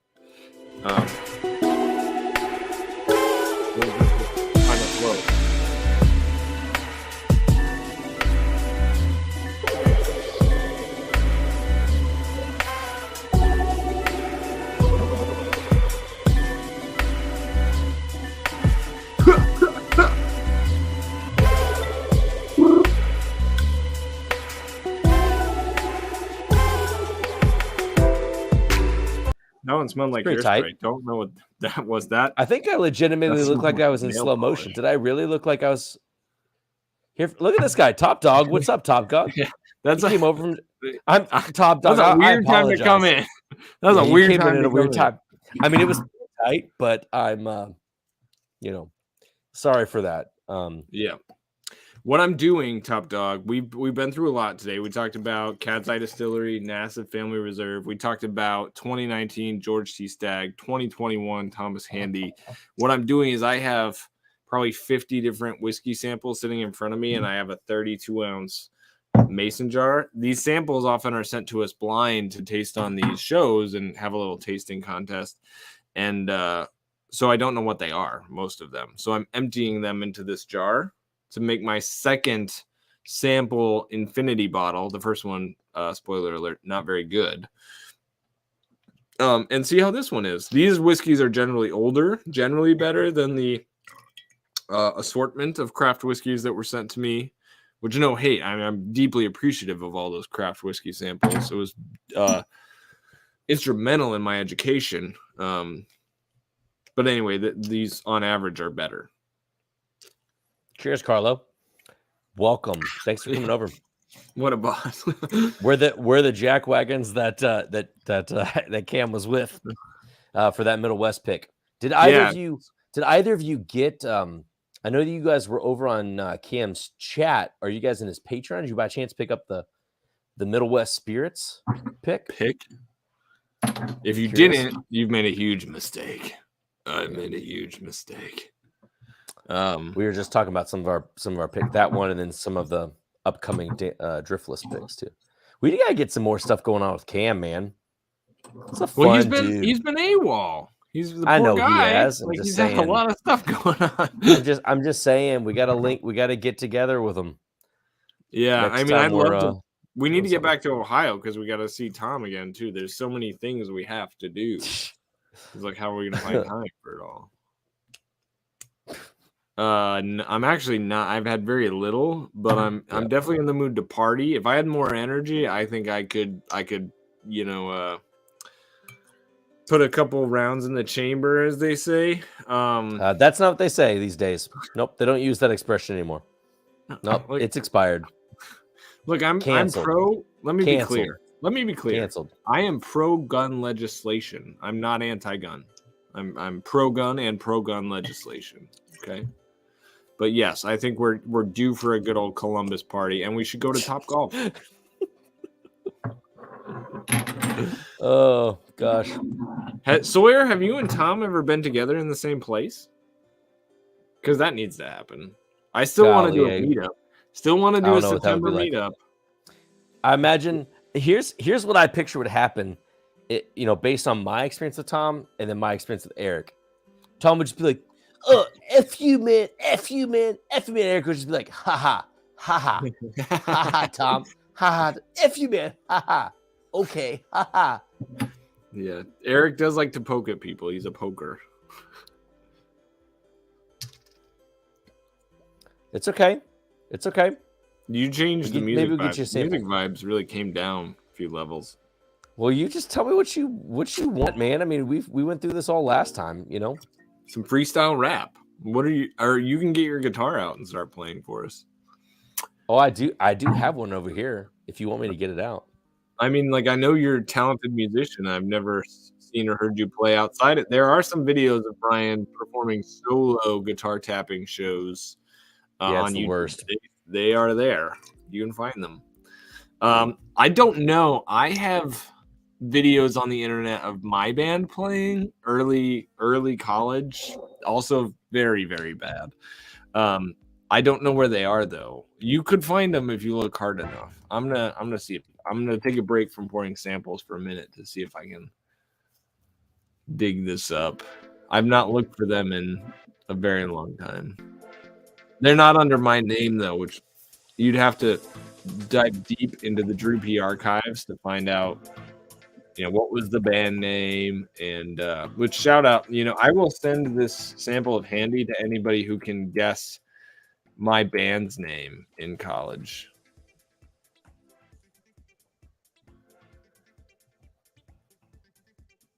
So have fun.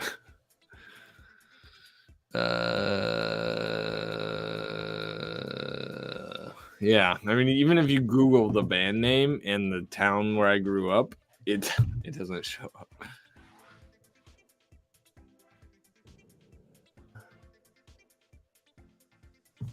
Yep. Nope. I mean, there's got to be probably 28 views on the video that was uploaded from back in the Dizzle. So it's not going to show up. It's not going to show up in the top of your search results. Crusaders?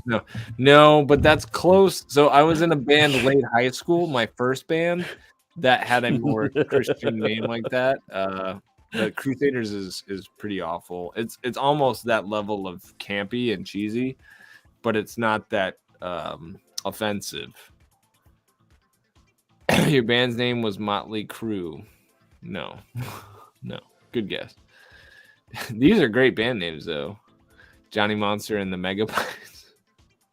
Crunk Coffee Crackers. That's pushing it. Orberlin, that's great. Love that. Franklin Pond Chamber Music. These are delightful. Let's keep them rolling, y'all. The Armistice. That's I feel like there are still metal bands that would take that as a name. Nope. Mission 6. Tom Cruise's flight suit.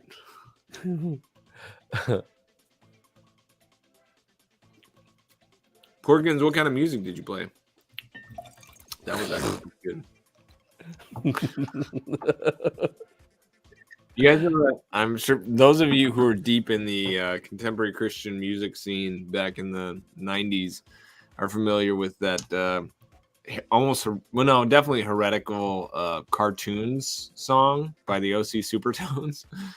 I'm pretty sure it was OC Supertones with the cartoon worship ones. I was thinking the other day, what if cartoons got saved? They start singing praise. Ooh, ouch. In a whole new way. Oh gosh, that's worse. That's so bad. That one? Yeah, it's very bad. That was bad. Kyle, I love that. Love that, Kyle. No Sex Pistols. The True Love Waits Pistols. Love that. What was that? These are so good. Drew, what do you want me to do about this? This is Tom. What do you want me to do about this? This is great. This is so much interaction right now. I'm literally just combing over his Facebook trying to find it. Yeah, I mean, I don't think it's on. No, it might be on my Facebook. Like, because it was my Facebook. I turned on like the year I graduated, right after my first girlfriend broke up with me. So my first profile picture was like super moody, like, and I was a chode. I was a preppy chode. Not that I'm not a preppy chode now, but the preppy chode vibes were at an all-time high when I first got on Facebook. So. If anybody wanted to know how many times Drew has used the word band on Facebook in his entirety, January 15th, 2012. Anybody familiar with a herniated disc? Doesn't even say band. May 8th, 2019 or 2009. Yeah, I hope I can be there too. I've heard this band rocks. June 17th, 2009. Thinks you all should friend his band's name. Wait. I found it. Oh no. Yikes. I found it. So hold on just a minute. Hold on. I found it. Good for you. That was not part of the deal. But you're gonna have to go to. But everyone else is gonna have to go to MySpace to find it. Apparently. Oh, was it on MySpace at the time? No. But in 2009, you said everybody check out my band on MySpace. It's on MySpace. Just look it up. Check out my band's page on MySpace. It may be. I think it's probably the second band. Dude, look at this. This guy popped. He popped his Driftless Night. He says he thinks he prefers it over Knob Creek Pick. Wow. That's what's up. Just wait. Where is which C. Davis? Which store did you pick, dog? It was Benny's. I'm pretty sure he said. So Eric, you son of a gun! What? He used my strategy. Oh, he stole it. That is correct. My band's name was The Balancing Act. And dude, I didn't even know you were in a band. Yeah, I was. Played drums. I was learning to play drums sort of while I was in the band. So the first band was very bad, and I was very bad. The second band was less bad, and I was less bad, but still bad. But it was fun. I enjoyed the snot out of it, and I would love to play again as a much older, more mature, obviously, person. But I have other obligation, you know. So at some point, if I choose to make banding my obsession, we could be headed for, you know, the Droopy Band era. We're not there. We are not there. I'm almost through with these samples. I think I'm gonna get them all in. I could see you creating like one of those island vibe type type music bands like Jimmy Buffett or whatever, and be called Top Golf. Top Golf, love that. Top Golf, and you just play like the beach vibes. Speaking of island band vibes, though, Iration. If anybody has heard of Iration, you need to listen to Iration. They're fantastic. Love those guys. Good vibes. And Poosh Daddy, their front man, is a big golf nut too. So shout out to Poosh and Iration. Band. Yep, that's what it is. Everything. That tasted very beamy, whatever that was. Dude, guys, you don't really. I'm gonna. This is gonna be the night I delete my Facebook. Dude, I love Culver's so much. I might get off the stream and try and go find an open Culver's. For the record, in 2011, I was 22. My brain was not fully formed at that point. Dude, that was a day before my birthday. Also, on Facebook, remember, those were the days when it said, like, Drew P is, and you just write the rest of it. So it wasn't like you actually write anything eloquent. You just, like, think people care what you're doing. Like, nobody cares. It's a tough look to go back to your social media from when you were a child. Culver's is very good. I stand by Culver's. Yeah, we have Culver's. Dude, everyone's getting live for Culver's. If you love Culver's, put 2 hands up in the chat right now.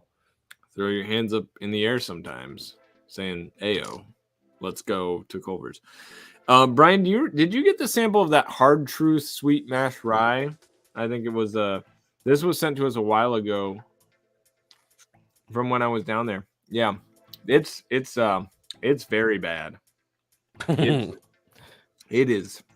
There's a reason you could tell how much I've had of it. Right. Same boat. It's atrocious. Same boat.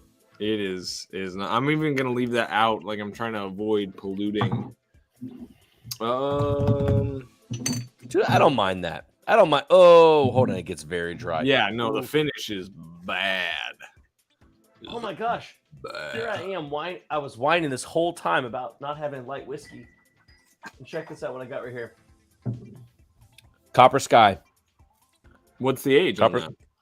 Copper Sky 16-year, 141.6 proof. Molly's. Tight, dude. That's probably fire. Yeah, I mean, in more ways than 4. What? Culver's. Somerset has Culver's. Dude, we love Culver's. Oh. Yeah.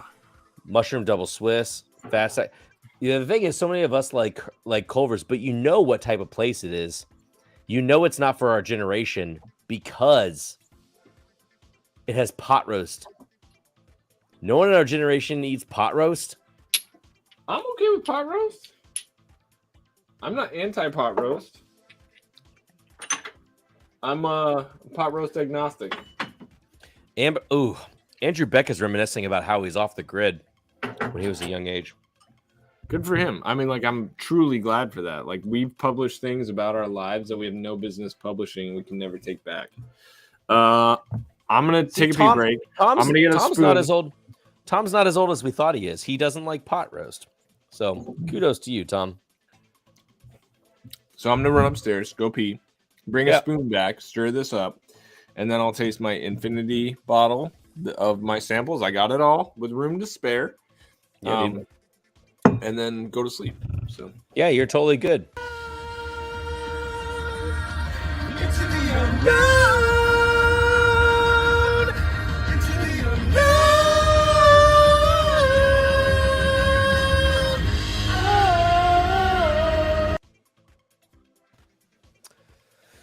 Not nearly long enough. Not nearly long enough. Yeah, dude, their burgers are so tasty. The kids' meal is where it's at, though, because it gives you the free ice cream scoop with one topping. Andrew Beck, when we come out there for whatever picks that we're going to do out there, I want some pot roast. What are you talking about, Kyle? What's both sharp and flat? What am I missing? Oh well, there's some pot roast hate in here for sure, and there's some pot roast love in here for sure. So that's all I know. Eric's still sending me dope pictures. Top Dog's like, this is my first night here, and it's definitely going to be my last. Pot roast haters. Oh, there we go. You were listening to the video. I got you. I was going to make you barbecue, but if you have no. I would much rather have barbecue. I would 100% prefer barbecue. I was just talking to Michael about that. If Drew is going to take a hiatus, I'm going to keep going. So if y'all still want picks, then I'm going to book a flight out to Seattle and try and get a... You're going to have to remind me. You're going to have to remind me, Andrew. It's Westland, and then it's the other D, right? It's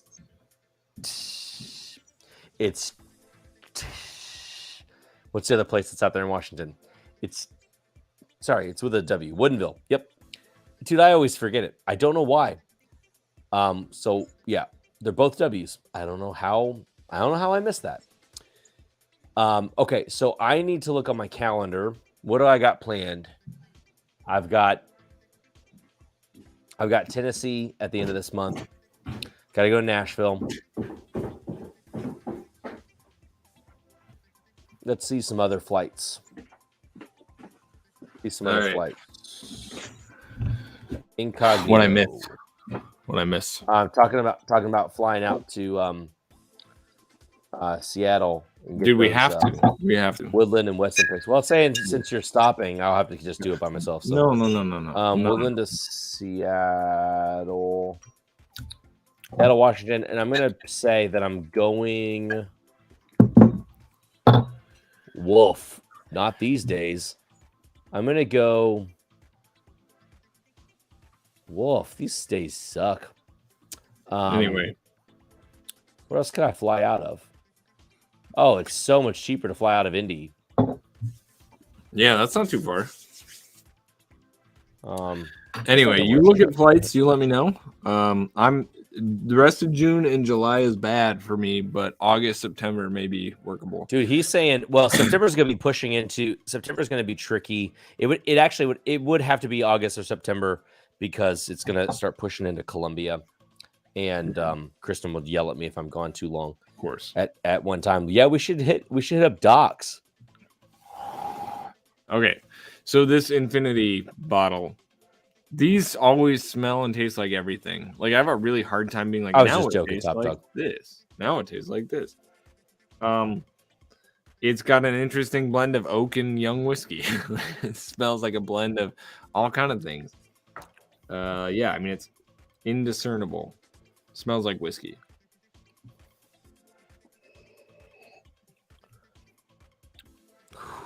I mean, it tastes like a 5-year-old bourbon, I think, generally. Like there's some malt whiskey in here, there's some rye, but this tastes like actually a decent craft bourbon. This one is way better. You know what? I'm going to taste it side by side with my dumpster fire, which I think is... No, that's not that. This is my craft Infinity bottle. Let's pop this guy. Which is a previously printed Stone Creek Coffee bottle, which is pretty cool. This is so it's a Delta. Is it nonstop? Here's a Delta nonstop. The round trip would only be like $600 and some change, but we'd be able to go pick for my birthday. We fly in on my night. That's so party. Yeah, the craft one is way younger. Way lighter, a little sharper. Still not like truly awful. There's some truly awful whiskey in here. but it's kind of rounded out. It's just young and brash. This is a shooter one. This is, the kind of bottle you take to your friend's bachelor party / wedding day that people have to take a pull from. That's what this is. The one I just made in the mason jar has some redeeming qualities. Dude, I'm not lying. It's not bad. I'm okay with this. I might find a purpose for this. This might be my blend it with random stuff whiskey. This is not worth throwing out, so that's a win. I think I'm about to book this flight right now, not even knowing what's happening, just because it's Alaska Air, which I've never flown. Nice. That sounds fun. But it flies out of Indianapolis. They're both nonstop flights, so they're just 4-hour flights. Friday morning, so I'd get there super early on Friday, and then the next one leaves at almost 11 p.m. on Sunday, so I'd get back at like 6 a.m. on Monday. So just a 2-day, dude. If we're gonna go to Seattle, why wouldn't we spend like 3 or 4 days? I mean, be there Friday, Saturday, and almost all of Sunday. Okay. Well, I mean that's two nights. What days are we talking about? That's the 26th, my birthday, August 26th, my birthday, and then flying back Sunday 28th. But I can't book the tickets without actually knowing if we could get any picks. Yeah, right. Well, we need to do. I'll mark these dates. I'll try and go back and watch this video, mark those dates. Andrew Beck, did I pick Nashville restaurant? So, dude, let me talk to you about Nashville. I went around real and quick. around. I'm gonna let you do that. Squad Nash. Drew P's gonna peace out here, clean this mess up, and Well, I won't be too much longer. I won't be too much longer because you. I got. But Kyle's chatting me up. I love talking with people. So, but I got. We're almost done. We're almost done. We got 9 minutes. We got 9 minutes to 11. You can't hang for 9 more minutes. I'm gonna clean up while you talk. How about that? Sounds good. Okay. Okay, so we got Eric's birthday. We got Kyle texting me saying he's gonna go. So sounds like, dude, it sounds like we got a dude trip that weekend. So now we actually got to hit up these distilleries and say, can we pick? Yeah. Okay, so Andrew, so I booked my place to stay. I'm staying in East Nashville, which I didn't think I was gonna do, but a lot of the bars I wanted to go to were around there, and a lot of the bars. A lot of the bars will not take reservations, but I also know and I could tell from the price, it's super busy. So I was initially going to book Husk. I've eaten at Husk before. Kristen hasn't. She seemed interested in that type of food, but I had a bunch of people then tell me that I needed if I like that style of food, I should go to Rolf and Daughter instead. So I was going to book for Rolf and Daughter. It was booked up, and this morning I found a spot. So I booked a dinner at Rolf and Daughter, and the only bar I got a resi for is Pearl Diver. Do you need a reservation for a bar? Well, I mean, most of them probably not, but on a Friday night, I'm just concerned if I don't have a resi for someplace, we might not get in because I've got a long list of bar places. And so I did one at Pearl Diver, which is a tiki bar, and I figured it's early enough in the night. It then gives us time to go somewhere else because I've got a list for Red Phone Booth, which like you go into a phone booth, you put in a number and you go down to this, 30s, 40s speakeasy type vibe.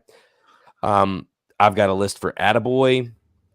I've got Patterson House, the Fox, Bastion. These are all places I was told I should go for drinks. I can only go to one dinner because we're coming in Friday, maybe enough time to eat lunch, but then we're going to be at Four Roses charity event Saturday night. So we'll have one dinner and then maybe one lunch. And then I was also talking about doing maybe Butcher and Bee for brunch, or maybe Red-Headed Stranger, which is tacos.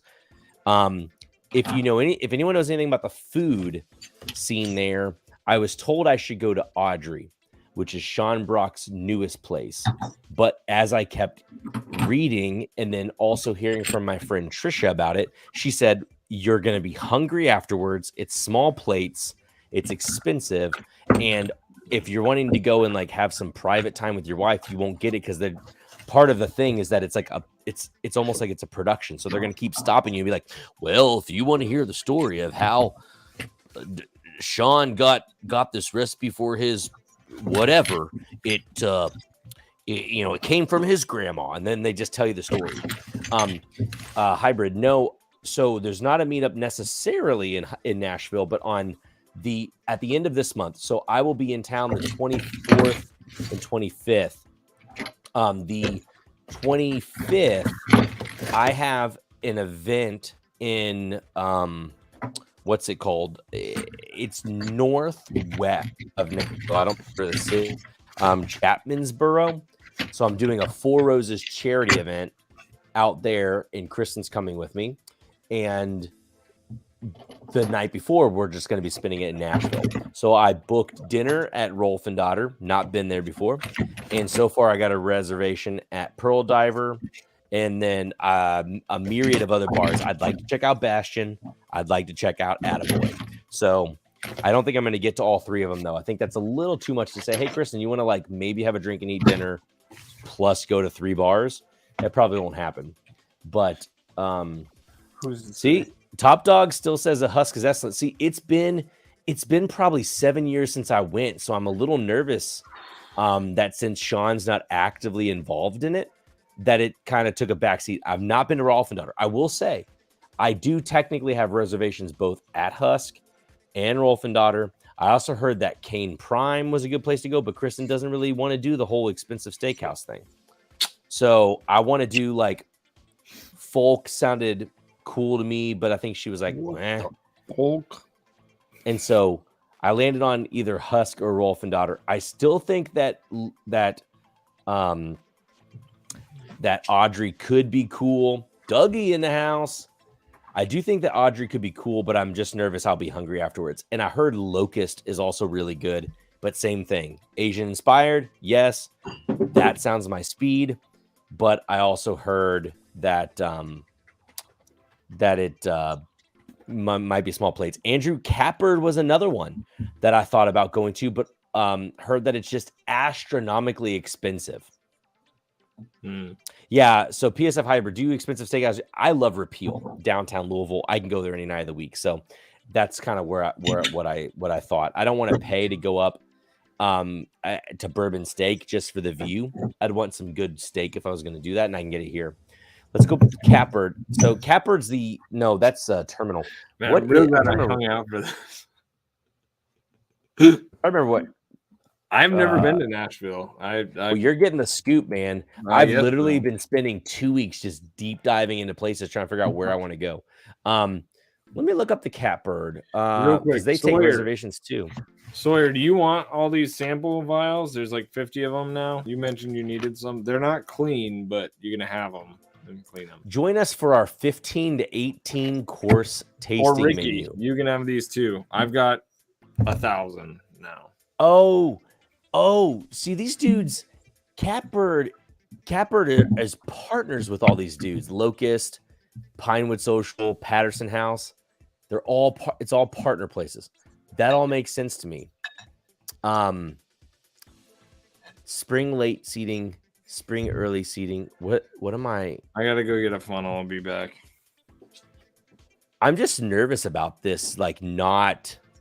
I think this could be cool, but I'm nervous that Kristen would not find it cool. They've got plenty of seats available. So this is a 10 to 12 course meal. Due to the amount of care and detail we put into every dish, we are unable to accommodate certain dietary restrictions. Okay. Is there any test menu? All these places use Talk. I'd never used that before. I usually use Resi, but most of these places use Talk. So I need to look up what's a typical menu here. It was pretty expensive. It was our 10th anniversary though. The tasting menu with wine pairing and tip was like $500 or $600. But was it good? Like, I'm worried I'm gonna leave and be hungry. That's what I'm worried about. I'm afraid that I'm gonna leave and I'm gonna be hungry. That's what I don't want. If I left and was hungry, I'd be very frustrated. So at least at Rolfendot or something like that, I can get like a main dish and also a pasta dish or something like that. And I feel like I'd be pretty stoked for that. I missed looks like we hit the tail end of Drew P's ability to hang on the line. I'm not gonna kick him off yet, but looks like some kiddos are awake. Yeah, that's my thing. I'm just nervous some of these places aren't going to be that great. And so it just got me a little nervous. But right now I've got a place to eat. I think Kristen will be happy. And I got at least a place to drink. We're staying at this. I wish I could. You won't be hungry. It's really cool. You basically have a single chef. He gives extra by other things. I've lived here 7 years, and I definitely love Husk and Cane Prime. Yeah, I'm just worried that Kristen's gonna be like Cane Prime, whatever. Top Dog? Have you been to Rolfendottir? And how would you compare it to Husk? When you look at the menus, they're really similar looking in menu. I still have resis for both Husk and Rolfendottir. I just thought maybe about trying something new, even though I think the ambiance will be better at Husk. I've been told the food is better at Rolfendottir. So I just thought about trying something new.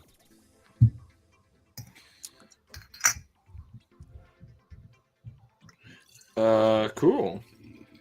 So I'm just going to give this whiskey to work people who I shuffle whiskey to, so it will not go to waste. It will be drunk. Andrew Beck, please do. I'd love to see some pictures of the menu. Show it to Kristen.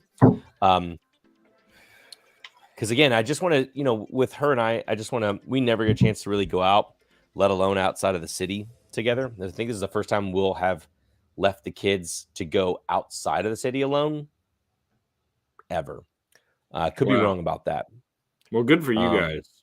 I mean, that's truly great. Like every married couple should get away from their kids. I mean, to be fair though, my kids, it's like but you should also get away from your kids. You guys have Nashville night harder for you than brothers. The Nashville night would be cool though, but I mean, like, I'm still dragging her to a Four Roses charity event that's full of dudes for 7 hours the next day. So I'm sure she's like gonna hate every minute of that, but she'll get over it. Yeah. All right, I'm out. Time with Social was cool. You know what, guys? On that note, too, I've loved hanging out. This is good. I'm glad you guys joined me over here. It was a small, tight knit group the whole time. Enjoyable, but who knows where it's going to be? Intimate. Probably, hopefully, on my channel moving forward. While Drew's maybe not here, but I'll keep it going in his honor. You all tell me though, Drew, you could bounce if you all want to keep hanging out. We'll keep hanging out. You guys tell me what you want. I do need to bounce. Y'all keep doing your thing. So I'll just sign off and tell y'all to keep it neat. And Brian can tell you whatever the heck he wants to. But it was fun. I love you guys. We'll see y'all later. Dude. Bye. Yeah, you guys tell me what you want. I can keep chilling here. I saw something earlier. About how I can change my video to actually show a little bit of the... Nope, I don't see it anymore. Oh, here it is. No. Hold on, there it is. There it is. Okay, so if I did that and I put it here, I'd have to shrink this text here. So you can keep that going. I don't mind this, though. I saw that you could do this and do a frame. So maybe I can bum that up. Oh, Cade's heading out tonight, Cade. Thanks, everybody, for chilling with me while we've been doing this, trying to figure this thing out. Again, Drew's going to be stepping away for a little bit, but want to make sure we can keep this going. If you guys are interested in doing it. And topics, we can keep doing topics the same way. I can keep popping bottles. I could do like the other channels, and I could toss out some bottles for you guys. Whatever. We'll figure it out as we go. But just want to keep hanging out with you guys, not miss that downtime, especially over summer break. So, but it is, my time. It's 11Z. 11Z here. I got to take our coffee delivery to Indy tomorrow. So I probably won't If I have, I don't remember being often daughter. Okay. Well, that doesn't help. Eric Sawyer's still pulling out the chats. I'll stick it a little longer, but I have a 550-mile drive in the morning. You don't have to, Tom. We can cut it out. It's been a good time so far. It's been a good stream. Glad you guys glad you guys jumped in, joined me over here. I'll go ahead and call it, guys. And we'll be back again next week. I might, with Drew having an unflexibility and now me knowing how to do this, super easy for me to pop on here more frequently. But, summation, you guys are great. We got some of our Driftless Glen picks coming up soon. Carnage Report. No, I've not tried that. Oh, hold on. No, hold on real quick, Eric. This is new to Patreon. Really like your idea of bottles that cost this thing. Yeah, man. I just don't know if, I know these other people, they do stuff where it's like, donate and get something like that. I know Drew has his qualms about that, but again, I get stuff here, and if there's a way to do stuff where we throw it out at cost to people, I don't know. We have to think about it. So Carnage asks, have you tried the Calumet 16? This is a tough question. So in my local store that I go to, local bar that I go to, they had 2 samples. They were just marked as like 1 and 2. And I tried one of them, and I don't think I tried the other one. One of the samples, Calumet 16, I believe. I tried something that was oaky. If it was the Calumet 16, it was pretty tight. If it wasn't the Calumet 16, then I don't know. I might ask them tomorrow and get back to you on that, but it's possible I have tried the Calumet 16. But I haven't been able to actually know that I've tried it to be able to give a report on it. Let's see here. What does this guy say? Tom, great stream. Thanks, dude. I'm glad that it worked out. Let's see. Outdoor gear addiction. Yep. Lot going on. Cool YouTube personality. I want to stick around rather than running them off. Have a channel and due to circumstances, my channel slow. Yeah. Like I would like to be able to keep going just so he knows he has a place he could pop in whenever he wants. Like even tonight, I thought about going live anyway, regardless whether he's going to pop on. Yeah, we've been to Jeff Ruby. Actually, I don't think I went to Jeff Ruby's here. I think we went to Jeff Ruby's in Hawaii, which was crazy because people would just stroll up. Everything's a la carte. They would just stroll up, eating a steak, leave cash on the table, and then just bounce. I'm like, that's one way to do it. So there's a video on YouTube. It's 10-hour loop of Ron Swanson dancing. You watch the whole thing. Oh, more Facebook posts from Drew. Speaking of, someone had asked, I think it was Kyle, I think it was you who asked, but about monetization. I did go through and like do stuff. You know me. I never like do the ad stuff and ask for all that, but I did sign up to potentially have super chats on here. I don't know, whatever you guys want to do. Top Dog, great join, you guys. I'll definitely try to make it next live. Thanks, dude. Thursday nights, right after Cam. So appreciate you being here. Can't find the menu. My wife has pictures of all the food from Capper. I'll send to you. Thank you, dude. I really like to see it. Doug's not a big fan of Jeff Ruby's. All right, dudes. I'm starting to wind down. I don't want my camera to keep freaking out, especially as I'm the only one here. So I'm gonna bounce. You guys want to hear Drew sing show tunes one more time?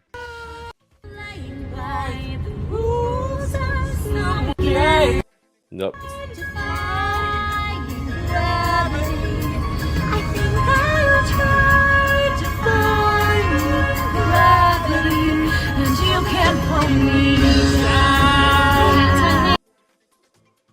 All right, nation. Thank you guys so much. Fun time tonight. No love face tonight. We made it all the way through without love face trolling us. So I'd like to keep that record going. Guys, thanks so much for joining us over on this channel. It's been fun. Look forward to continuing to do this with you guys. We'll see you all later. Peace.